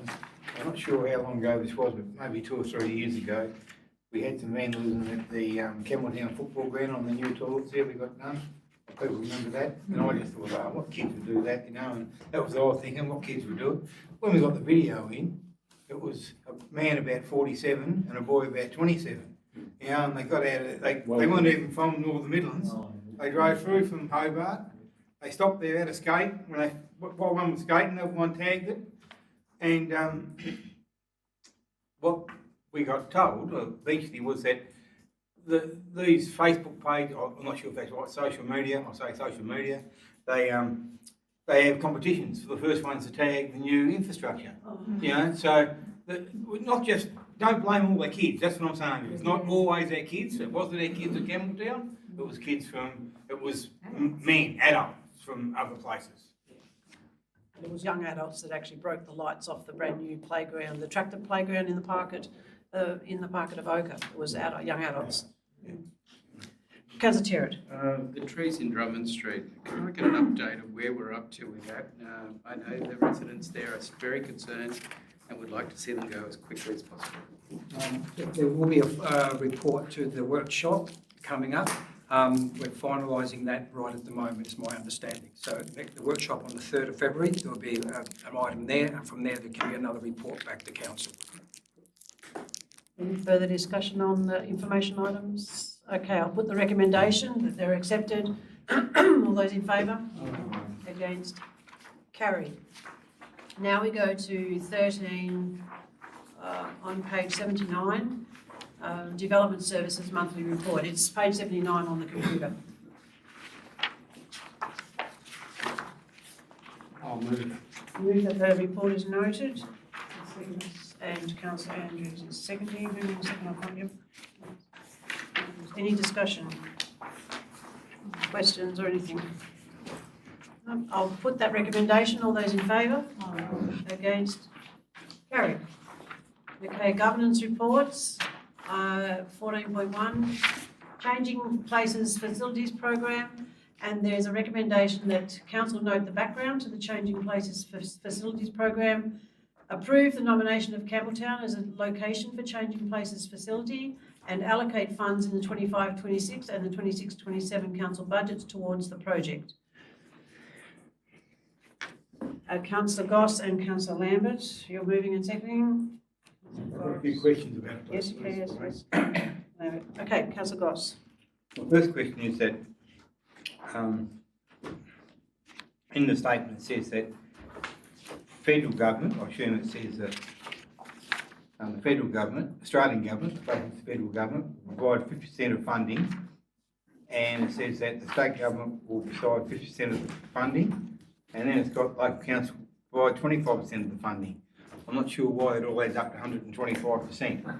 So, and I suppose just sort of speaking to that is that there's no idea about how much the ongoing costs are going to be for our council.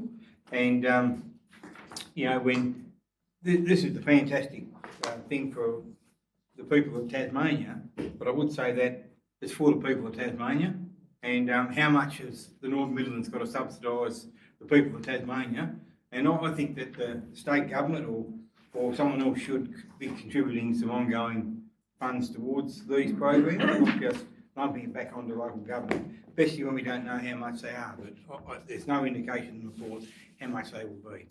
Well, it would be the normal cleaning costs, and we can get an estimate done for that. They do not cover recurrent costs for these sort of facilities. All they provide is, and like identified there, but I'll check with regard to the breakdown of the costs. They don't provide all the costs for the actual construction either. General Manager, we won't have to put any money towards the build. 50% from state government, 50% from Australia, the Australian government. I'll have to check that, right. All we've done so far is put in expression of interest. The site hasn't been identified, and I can bring back further information. If you're supportive of it in principle, I can bring back further information to council. Just ask one more question. The site referred about the at the hospital. Is that what that was saying? Yes. Yeah. And we haven't approached them yet, so we're not sure if they'd be supportive of that because, and they may be able to put into their cleaning program, but that may come at a cost to us, or they may be prepared to do it themselves. But if we don't contribute to it, there may not be any costs associated at all for council. I think that'd be really good. I think it'd be a good place for to have that kind of facility where there's some extra support if people need it. And it seemed like common sense to me. Better than being just another facility in our park somewhere, which is isolated away from everywhere else. I think in the hospital will be a much better idea in their grounds. Madam Mayor, but my only concern will be if it's not connected to another facility in the hospital grounds, it will make it difficult for them too. It's like somewhere at the gate away from their main facility. I don't think so that's something they're going to favour. But we can still ask the question and see if there's an opportunity for something a bit closer.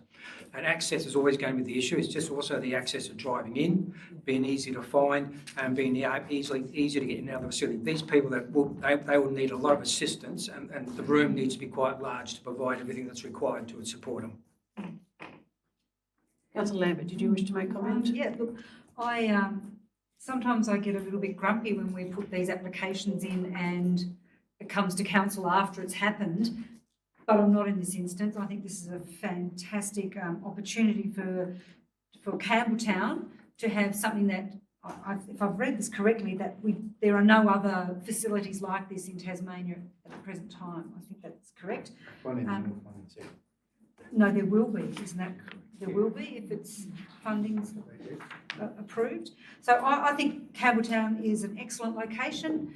Campbelltown is often used for people to stop on their travels anyway, so it has a lot of people stopping anyway. So this is, I think, a great place for that to happen. I think the idea of having it in the hospital is also a very good idea, provided that there is that 24-hour access and provided that we have it really well signaged, very well advertised, so people know where it is and they can find it, and it looks open and friendly towards them, because it's quite a big facility, but we need to make sure that it is really accessible for people, and that they feel comfortable going there. I would like to see a report come back when we get notification as to whether we've been successful or not, and then I think that might shore up some of those things about the hospital, because I presume the health department will need to be involved in those conversations. Also, I'll take to the next board meeting this information for the hospital board, so they are understanding what's going on too, because I'm sure they might like to have some input into their thoughts, and I'm sure they'll understand why, because the application closed before this meeting. I hope they'll understand why they didn't get that information beforehand, but I'll take that back to the board so they're aware of what's going on. And I can't speak for them, but I imagine they will be quite supportive of the idea of having that in Campbelltown. It's a fantastic facility. What it is actually doing is demonstrating the inclusive nature of our community. And I'd like to thank the officers for putting in that application. It's a fantastic initiative. It's great for our community.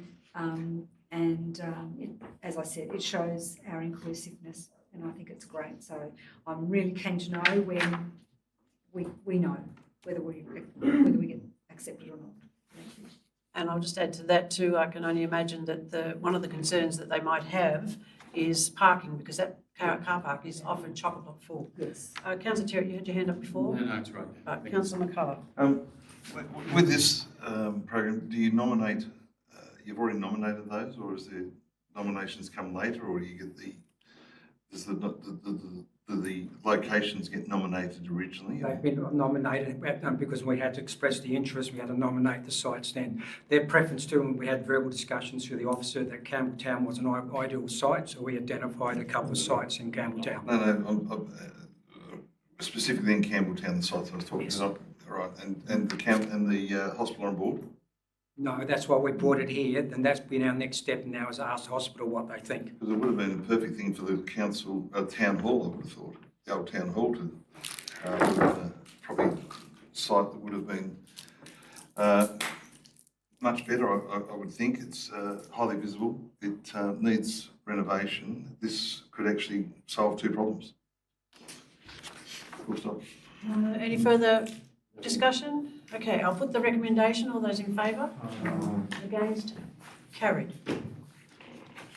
Okay, 14.2 is the Pioneer Park Master Plan, and the recommendation is that council note the response to the community consultation report that's been provided by Lang Design, accept the finalised Pioneer Park Landscape Master Plan, and consider funding the minor works components of the plan in future council budgets, and request council officers to secure external grants to assist with the full implementation of the plan. And I have a mover and a seconder. Councillor Terry, you're moving? I'll second. And Councillor Lambert is seconding. Councillor Terry, do you wish to speak to it? Quickly, I just want to thread you, Chair, to the General Manager. What would be the cost, estimated cost, to get all this work done? I think it's well over $2 million is my understanding. We haven't had everything fully estimated yet, but those are some of the numbers I've seen. There's a lot of design work to be done. You would have seen in the report that came back from Leon Lang that that we've got still a lot more investigation to be done. Once we've got some finance for each of the components, we need to do the design work and do further community consultation. So there's significant work there. The playground itself could be anything, $500,000 plus just for the playground. As you'd be aware with what's happening with the one at Polian Street, that's $700,000 plus. We think that's going to go even higher, but it's got to be brought back in accordance with the funding we've got available, which is about the $700,000. So it's not going to take, it won't take a big, well, it will be easy to achieve $2 million for this project. Then we just start looking at pathways, construction of all the pathways, what are the landscaping that's to occur in the area, new fencing throughout the area.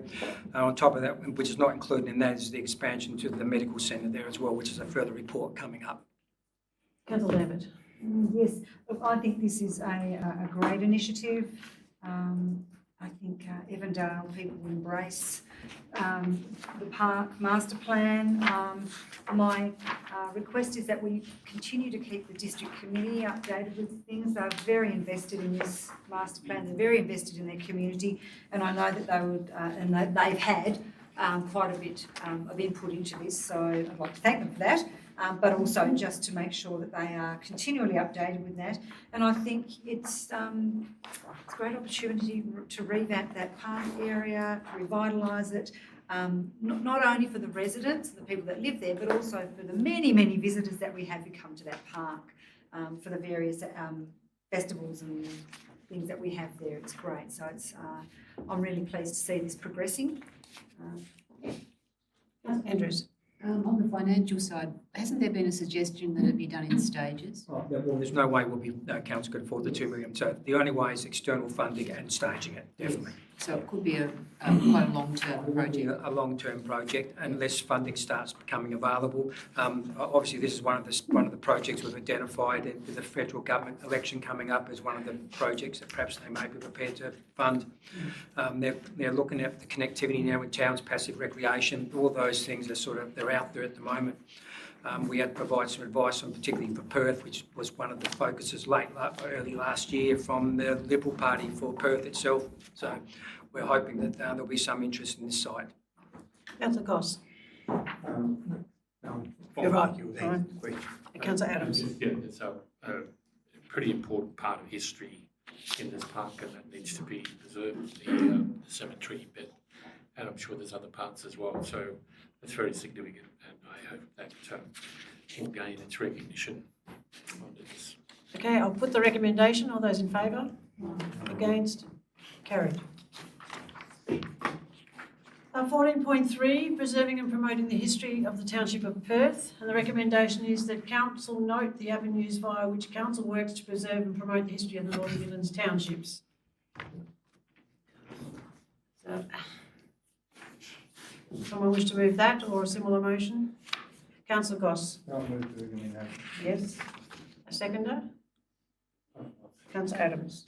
Councillor Goss, do you wish to speak to it? No, I'm fine. Councillor Adams. Yeah, I just think it could have been a bit stronger, but and I guess we're going to answer this by using what our policy statement says and etc.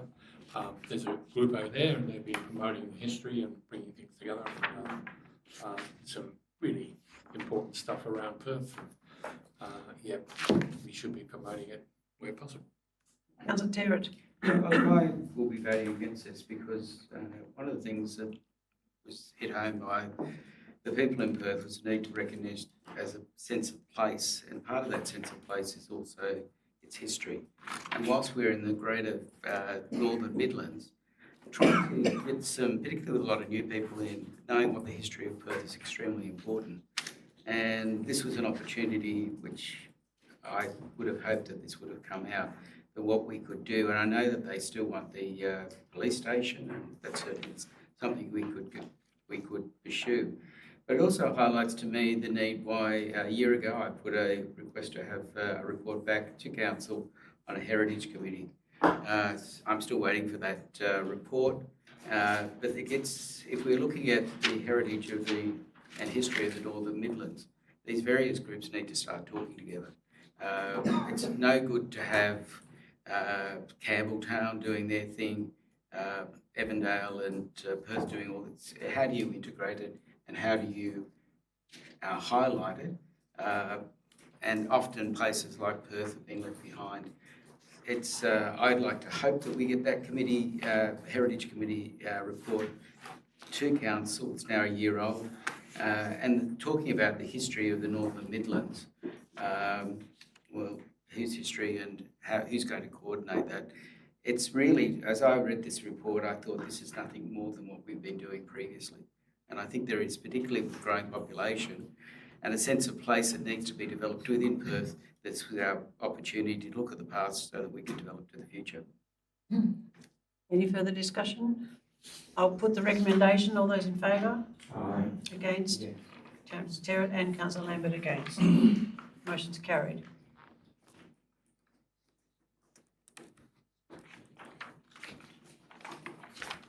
Okay, 14.4 is the Perth Train Park. The recommendation is that Council note the report and endorse the following way forward with the ongoing development of the Perth Train Park. A, continue to maintain the park and its existing infrastructure, and B, consider the content and type of interpretation regarding the history of trains and Perth provided by the Perth Lions Club, and include the cost of such in future budget deliberations. Do you wish to move that? I'll move it, but I would like to have a slight amendment to it. Okay, yes, move it with an amendment, yes. That it be considered as part of the 25-26 budget. Okay, so on the bottom line, instead of the future budgets, 25-26 budget. And a seconder, Councillor Lambert? Okay, Councillor Terrett, do you wish to speak to it? No, I just think the Perth Train Park is an iconic park for Perth. We can build on that, and certainly, again, sharing the heritage of Perth.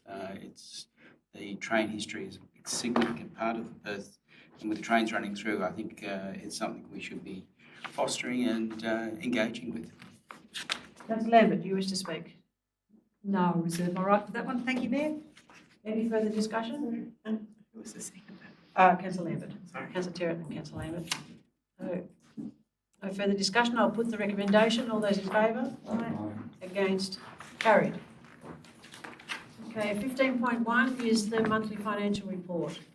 And the recommendation that Council receive and note the monthly financial report for the period ending the 31st of December 2024 and authorise the budget 24-25 alterations as listed in item 4. Thank you.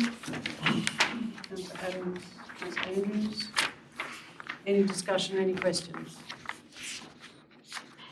No? Okay, I'll put that recommendation. All those in favour? Against?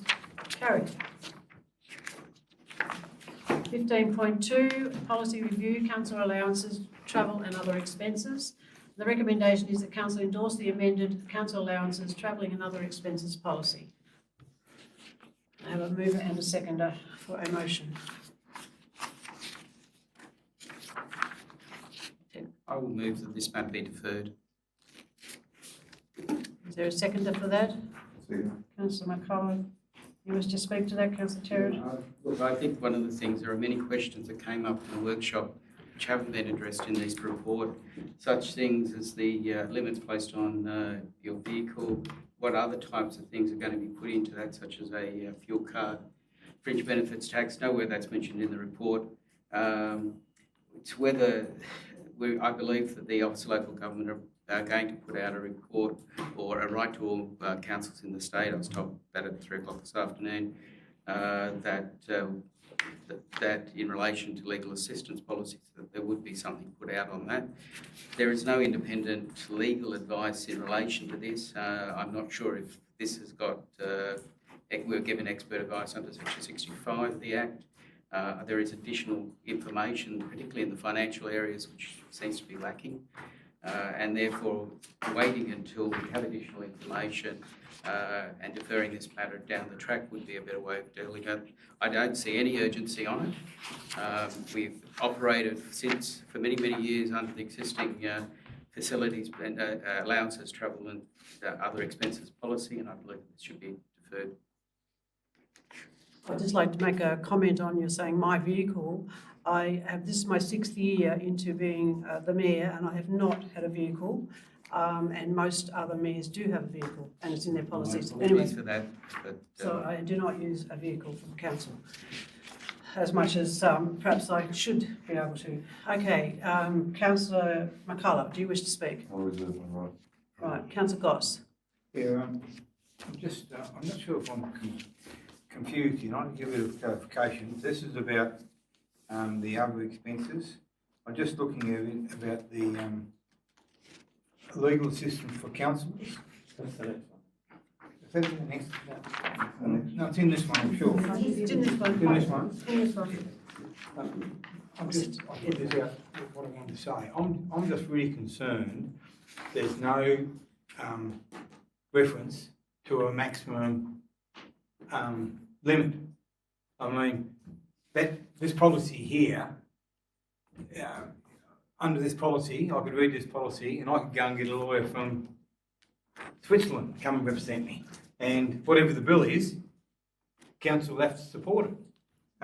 So I think we need to have, well, I'm getting a bit of, and this is only my view of it, I'm not a legal person, but there's no limit on this, and I think that's something really important need to be there. And if that's something to come back to councils in the future, as a limit on it, I would support that, but I can't support it with no limit on it now, because that's just an open thing that people can just take anywhere you like. And you know, basically what we would have is that, you know, parties could be within this council chambers, just having a never-ending legal bill. And I think we need to have a maximum limit on it. I won't support it as it is, because that's not there. Unless we can put a maximum limit on there, I'm happy to do. I'm happy to move an amendment if we have a maximum limit on there. But probably need some more advice before we do that. Madam Mayor, my understanding of this, and it can be clarified, is that council needs to support the decision made when an application is made to myself. There's only what's available for emergencies is up to $10,000, but anything outside that or time allowing, there would be a report coming back to council on the matter. But we can get clarity on that and bring something back. And council doesn't need to adopt this tonight at all.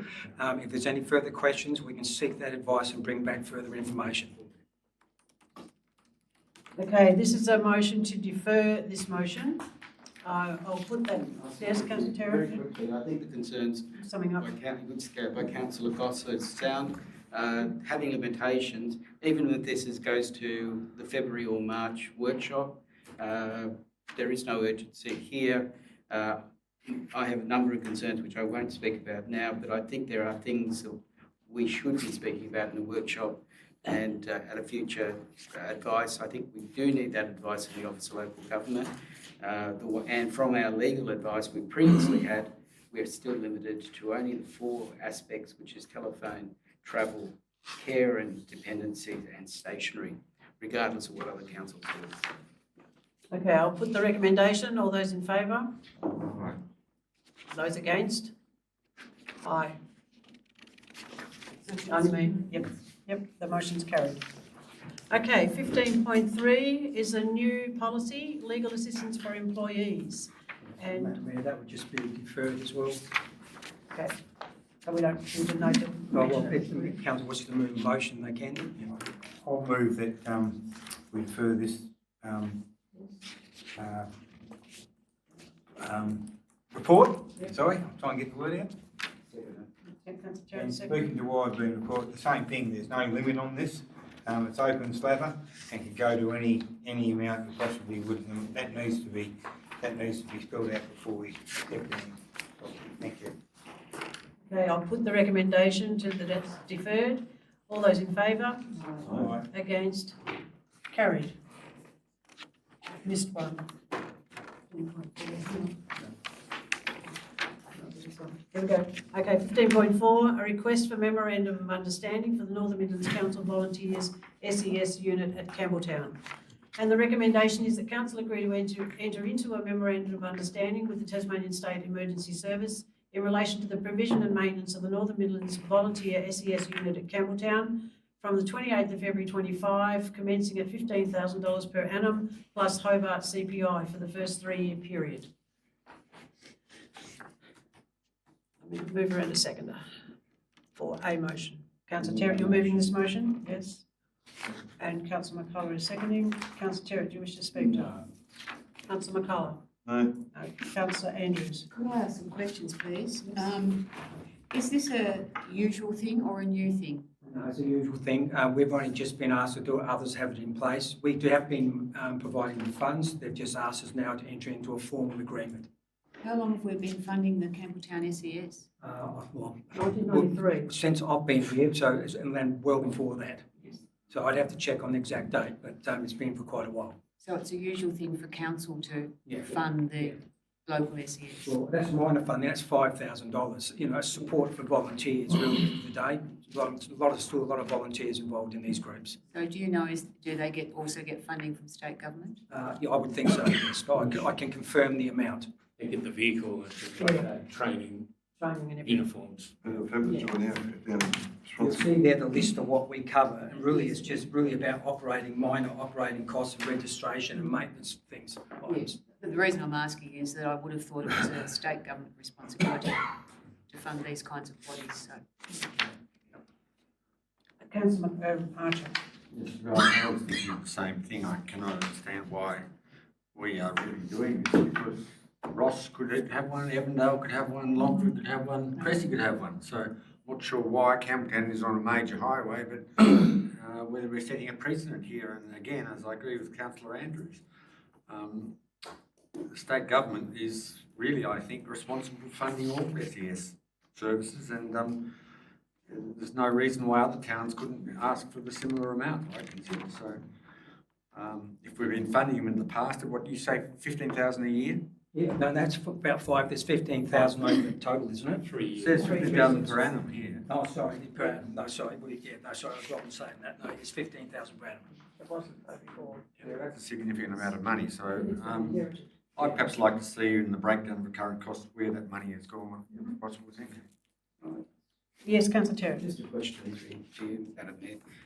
LGAP, has that ever been raised, the funding of SES? We do pay a fire brigade levy, which I've made an assumption that actually did go to SES, which seems perverse. You've got a fire brigade here in SES who are struggling. There was a big issue about the levies being paid, and that was put down by councils at the time. So that will come up again. But a lot of councils do fund their local. Is it worth is it worth this now? It's time to worth re-examining that, because SES are under the pump. I feel sorry for a lot of those volunteers who just don't have enough equipment because of lack of funding generally, and whether it's something we maybe look at future to raise with LGAT, maybe something for consideration in the future. I think they may well be a little bit better off in the future because they've now come under fire. Fire and SES have worked together. And adding to what the Mayor mentioned before, the councils did fight against the levy, that they were increasing the price, the value of substantially. And that's one thing they'll probably throw up straight away, is that we didn't support that. And probably we're getting out of it more cheaply by paying this amount. But in saying that, that doesn't mean we shouldn't take the matter up, because usually you would think that should be something that's met by the state government. I just say there that for all of us, that if we're stuck in a car, smashed up and somewhere from, Epping up to whatever, having a SES crew turn up and cut you out, so the ambos can get you in and the paramedic can get at you, is probably a rather good thing for the people of the Northern Midlands and for anyone. And they're all volunteers. Yeah, Councillor Goss. Campbelltown got an active SES. Yes, Absolutely. How many are there in the group? Oh, well, the last time I attended an event there would have been 20 or 30 people, but that was probably families as well. But they do have a little mini thing that they take off to, like the shows, and they've got a little mini unit, and they do a lot of promotion. Very active. I just heard that I heard unofficially that the ambulance, volunteer ambulance, haven't got many people at Campbelltown. So they're sort of basically folded. I wonder whether SES is going the same. They haven't folded, but yeah, it's more difficult to get ambulance volunteers because the commitment is much, much greater. You have to attend training every fortnight, and you have to be on call and answer the call. You can't be like a fiery and have, or SES, and everyone's got pages, and those who are able to respond. Ambulance volunteers have to respond. They've got no choice if they're going to be a part of that system. So there's a much greater commitment for them and their families. So it is more difficult to get ambulance volunteers. Thank you. I'd like to promote that they could. Okay, no further discussion. Sorry, I've now blamed on. I'll put that recommendation. All those in favour? Against? Carried.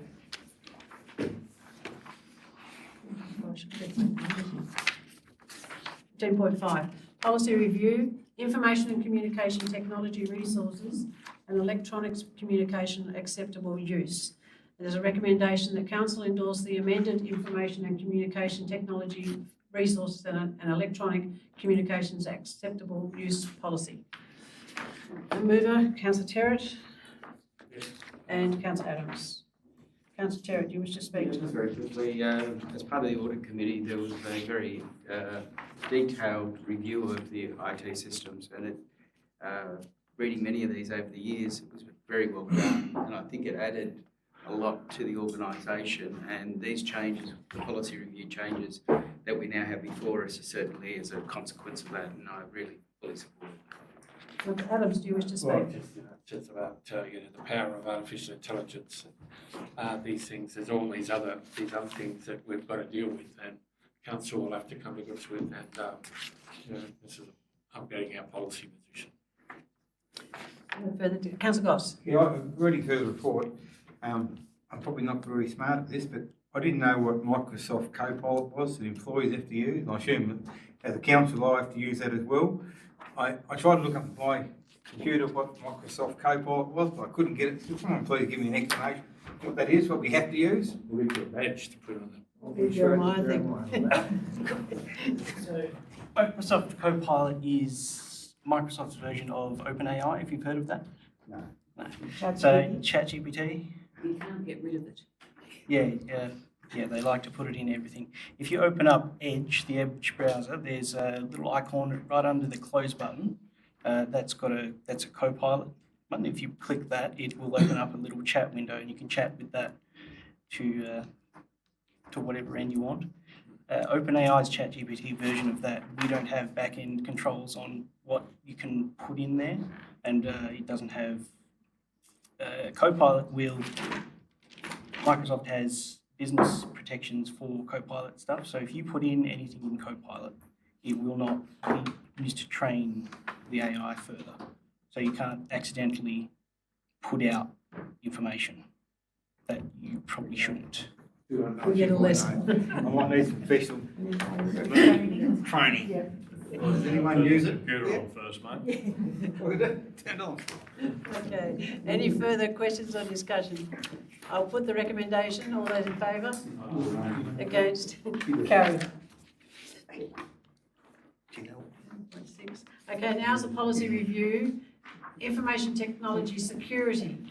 And the recommendation is that council endorse the amended information technology security policy. Councillor Terrett's moving it. And Councillor Adams is seconding. Councillor Terrett, you wish to speak to it? Councillor Adams? Anybody else? Councillor Andrews? Can I just ask again, will councillors get a bit of training on the new policy if we need it? Obviously, we can organise that in a workshop. I think that would be worthwhile. Perhaps we can educate one particular councillor, I think. No, I don't want to know about it. If I can talk now. I know I don't about it, I think, already. Definitely, we can do that. No more discussion. I'll put the recommendation. All those in favour? Against? Carried. Policy review, festivals, events and promotion. The recommendation that council endorse the amended festivals, events and promotions policy. Councillor Adams, you're moving it? And Councillor Andrews is seconding. We're just tidying up the COVID stuff that we put in to help us get through, and I think we did very well as a council. And the Longford Cup kept going. The work that this council did. Councillor Andrews? Okay, no further discussion. I'll put the recommendation. All those in favour? Against? Carried. 16. Works reports, maintenance and possible improvements at the Perth Cemetery. And the recommendation is that council endorse continued maintenance of the Perth Cemetery, expansion of the cemetery into vacant land adjacent to the lawn cemetery as needed. Councillor Goss, you move the recommendation? And Councillor Andrews is seconding. Councillor Goss, do you wish to speak to it? No. Ms Andrews? I was just really pleased to see this following on our discussion of this same matter, I think at the last council meeting, Councillor Terry, so that council work staff have responded to that and we're seeing this plan, so that's terrific. Councillor Terry? I was a little bit disappointed with this, and I appreciate that we do need to do maintenance and so forth. I think it was an opportunity to improve that cemetery. It currently doesn't have a rose garden in it. There's still a concrete bunker which has full of garbage right in the middle of the lawn cemetery. There's the An historic item. news to me. But I think it was an opportunity to even look down the track of putting a rose garden down there, improving the lawn, particularly the lawn cemetery and looking at the general maintenance of that. The expanded area, I've learned only from last meeting that has always been on the plan. And I think it's sad for their relatives when it wasn't a state. And I thank the workers, council workers who have done some work down there and fixing the crosses and so forth. But I just feel there could have been a lot more done. It's a much more pleasant resting place for many of their relatives, and particularly the lawn cemetery, the new lawn cemetery. And I invite any councillors who go down there and have a look at it. And I may even suggest that might be a place we need to go and look as part of our budget tour around to see what's down there, about how we can improve it even more. We don't have any. Unlike Longford, there's a rose garden in Longford, none in Perth. I think it's such a good opportunity. But I also am aware that there is problems in other cemeteries right throughout the Northern Midlands, and I was only contacted this week from a lady from Avoca about the state of the cemetery there and the maintenance of that. It is becoming, people are getting older, the maintenance of cemeteries are an ongoing problem, and what we have as council, we should be making sure it's top-notch and it's fitting for those who are resting in that cemetery. Unfortunately, I'll be voting against this because I believe that we could be doing more. However, I would like to see that on part of our tour when we do this budget tour.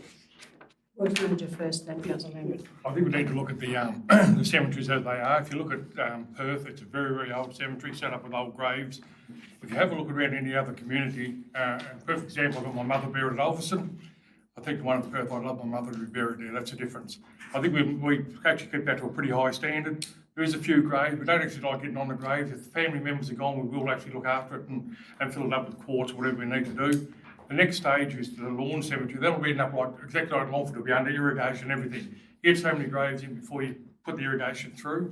Or if people actually said they want to be buried in, they actually tick off the plaque areas.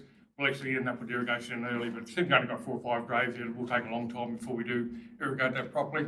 We can move that farm fence down any time to move the area out. Don't have many ashes pillars, hardly have anyone, I don't know what, they all like to be buried, not to be used as buried with ashes. And the piece in the middle, I can definitely take that any time you like and just put extra rubbish bin there, but there's a lot of people, and the grave dig, when we can't get over further, bring a little excavator in, excess sand goes in there as well, and we remove that, so it's just a bunker for that reason. Councillor Lambert. I just wanted to pick up on the bunker. Were you serious about that being an historic? I was stirring. Right, okay. Well, I was going to say that needs to be preserved then if that's the case, but I don't need to say that. Councillor Archer. I've got a question for somebody about why Longford doesn't have a public old headstone cemetery and Perth does. Are they? Christchurch. We're Christchurch, but that's technically a church cemetery, as you have the Methodist and you have the Presbyterian cemetery. So Longford doesn't have a public old headstone cemetery technically to look after. It's not old enough. Our current public cemetery only started in recent times. Before that, everybody was buried at one of the Methos or the Church of England or Yeah, so whatever. Denomination, So or which whatever. church built this cemetery? The church would have done, I guess, yeah. Which one? Historic. Well, Methos. I don't know. I don't know. No, it's an unusual situation Yeah. for a council to be looking after what would have been a church cemetery. That's the point I'm getting to. So it's a very different situation. Councillor Adams. Councillors do that. Yeah, no, I agree that it's, I'm sorry about the negativism we get, but it's something's never right. But I believe that we looked at whether we got a policy on cemeteries. I think we were trying to move towards that, whether with shade and chairs and things like that, to see if we if people had an opportunity. It's sometimes pretty good to have a bench or a chairs sitting in a cemetery, because people go on Sundays and other times. So, I think, having a policy in that area and work towards the goals in fulfilling that policy over a period of time would be good. Well, Madam Mayor, I think as you'd be aware, we're contacted about Campbelltown and what we're going to do now. We're probably at the point of actually looking at the current sites, the life in those, and perhaps identifying 2 sites, north and south, identifying the land that we need to purchase and what those sites may look like. And also at the same time, look at the actual costs, because these costs are passed on to the living, and the maintenance of these, which people are expecting more. They are expecting lawns, they're expecting places where you can actually sit down, be shaded, and that all does come at significant cost. And they do look excellent, and it's the way to go, but someone needs to pay for it, and we need the plans drawn up in the first instance, and that's perhaps in the coming budget. Perhaps we could list an item there and identify some funds for the investigation to occur. Everyone's had their say. Can I just ask the Works Manager, at the Old Perth Cemetery, is it quite a regular occurrence that graves sink and there's ground sinkage? Because in the 15 years I've been on council, we've had several upgrades and repairs done, quite significant repairs done. It's very much a common thing, because when they put the old graves, they put only a little bit of cement over, because half time or concrete, they've got to break into them again. So you get all the ground sinks underneath, kids someone walks over the top of them, breathing over them, they fall in. So it does happen. It happens a fair bit. Even a normal grave, it takes 12 months or over 12 months along for it to stop sinking before we can do anything with it. So Perth not as bad, it's a bit finer with sand, but it still has probably 12 months. I know we don't work quite regularly. And I'll just answer the lady's request about the Avoca Cemetery. It was just unfortunate that lady visited in December with her family. In November, the town folk, the working group, actually did a major clean-up, and the piles were still there. They hadn't had time to take them away. So that's why they saw it looked untidy, whereas it doesn't normally. And they made comment in that it doesn't normally look untidy. Okay, I'll put that recommendation. All those in favour? Against? Carried. 16.2, there's a request for a bus shelter at Devon Hills Road intersection. The recommendation is that council installs a bus stop sign and carries out additional ceiling works on the western side of Devon Hills Road, but does not apply for funding to construct a bus shelter at this time. And 2, that council continues to monitor passenger usage at the Devon Hills bus stop. Councillor McCullough, you're moving the recommendation? And Councillor Terry, you're seconding? I'll second, but I have some consideration. Councillor McCullough, do you wish to speak to I it? think it's a beneficial thing for the people of Devon Hills. They've been interrupted with their road works over there over the last few years. There might be some smaller, minor matters that Councillor Cherub wants to talk about, and Councillor Lambert perhaps, given they live there, but generally it's a good idea. Councillor Terry. Yeah, look, I'm very pleased to see that we're going to get a bus. There used to be one many years ago, and before I got onto the council, it was probably one of the reasons I got interested in council, because of my frustration in trying to get a bus sign. And I appreciate the $40,000 for a bus shelter, but could consideration be given for a seat? There are a lot of people who use the cycleway for walking their dogs and so forth, and there is no seat to actually sit down. We could actually do 2 things at once, somewhere to sit rather than stand on the side of the road, and also that runners may want to have a break from running or cycling, and it gives them it somewhere else as well. A lot more cost efficient to do a seat. My preference is always to get the best for the people of Devon Hills, but given the cost, and I am realistic about the cost, that maybe a seat may be an alternative to consideration. $20, $50. Councillor Hibbert, did you finish, Councillor? Yeah, Councillor Lambert. Sorry. Thank you. Yeah, look, I think the seat's a great idea. I think the sign is also a great idea. But if we are looking at wanting to put bus shelters and that sort of infrastructure in, it's already there. We have a fantastic bus shelter at Devon Hills already at the fire station, which I really don't understand why we don't use that. We have bus companies coming in several times during the day for the school drop-offs and pickups. TassieLink is the only company that I'm aware of that doesn't do that. We have a complete bus turning circle. We have a beautiful shelter with seats and all the infrastructure. There's toilets there. There's everything there for people who are waiting for the bus. I think that is a much better option to perhaps go and negotiate with TassieLink about alternating their route, which simply we're talking about 30 seconds to a minute to change their route. The people that come to use that space as it is at the moment are usually dropped off in a car from Devon Hills. I live there, I see it happen all the time. They come down the road, they get dropped off, or they're delivered there somehow, or they walk down. The reason that bus shelter is at Devon Hills at the fire shed in the first place is because it was for the ease of access of the people of Devon Hills. It was more of a central place for them to actually wait to catch their school bus, get dropped off in a safe environment, and that's why initially that infrastructure was put in there, to actually support the people of Devon Hills. And I'm looking at the figures now, and I think they said something around 4 to 6, but they're not regular. It's infrequent. I think I would like to see us actually take a brave step and go and do some negotiations with TassieLink and see if we can get them to consider alternating their route. I mean, it's really no different to them diverting into Perth as they do now, going up the hill to Devon Hills to an absolutely beautiful piece of infrastructure that has been there for a long time and actually does have buses stop there every day now. So to me, I think, although I think the signs are a great idea and I think the seats are a really good idea, I think we're missing the point about the bus. The bus, and just as an aside, the bus doesn't stop at the on the eastern side of the Devon Hills Road. It actually goes onto the other side of Devon Hills to do the drop-off. So it would actually save people time, money, effort. It would save the council a lot of money as well because the infrastructure is already there. So I would like to actually move an amendment that we At a dot point 3. add a dot point 3, yes, that we look at actually negotiating with TassieLink to see if they can actually, because we've got the infrastructure there already, and that would be a cost saving to the ratepayers, I think.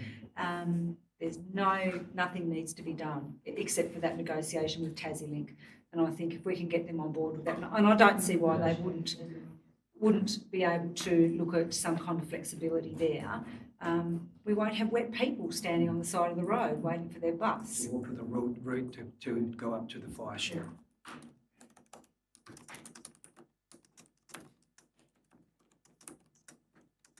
Now the mover and seconder, You happy I'm with happy with that. Councillor McCullough, Councillor Terry. Yes, we're going to remove number 1. I mean, really, are we going to install a bus stop sign now and do a stealing works for something that Just change. half an hour, half a... That's a fairly significant change that can be done, but if that's okay with Councillor McCullough and Councillor Terry. I would like to see the sign there because there are other buses that come through. The buses down to Hobart and the seat down that area. The seat needs to go in. The seat needs to be with the sign. Yeah, it just, But moving the bus stop, there's no point having a sign there because they are the only bus that stops there. Okay, I've used. I've never seen a bus stop there. So are you happy with the wording of it now? Put a seat in there. a stop sign in the seat. Run over by a car and a half. Exactly. Make up your mind because it's a bit both ways, having a shot each way here. And What do you reckon, Colin? What do You you can't think? just whack in a bus stop sign wherever you want to. That's the whole issue. It's got to be compliant with DSG. And I think that's what's the what idea we of what should. the report You can't just whack a stop in at a bus shelter and say, I've got a bus stop. So what do you reckon? What do you reckon, Paul? Look, my liaising with TasLink to try to get a bus stop I think sign there has never been successful. I've been trying to get buses to go and divert around to the Age Centre in Perth, down Drummond Street. They're not prepared to do it. And whilst I fully support Councillor Lambert, From a council might be I different. would like to think that might be a better way of doing it. But should that not be, should that not be successful, then Okay, so maybe number 1 needs to become number 3. That's right, Madam Mayor. And then perhaps just alter number 1, or number Yeah. 1, which will become number 2 slightly to indicate that if negotiations are not successful with TasLink, Yeah, make that number 3. Can I just quickly ask a question in relation to that? They do, from time to time, update their routes and go through that process. So I'm not saying we should wait for that, we definitely should not, but they do that. So I think we need to be looking at when that might be going to occur as well. But in the meantime, we need to be lobbying to have them change that route. It's not a big Don't change. agree. Oh, so which one do you On want? number then? 3, to start it off with, to start number 3, in the event that TasLink don't agree, the council installs a bus stop sign in Cedar and carries out additional sealing works. how will you use TasLink to negotiate that deal? You've already got it. Better negotiating.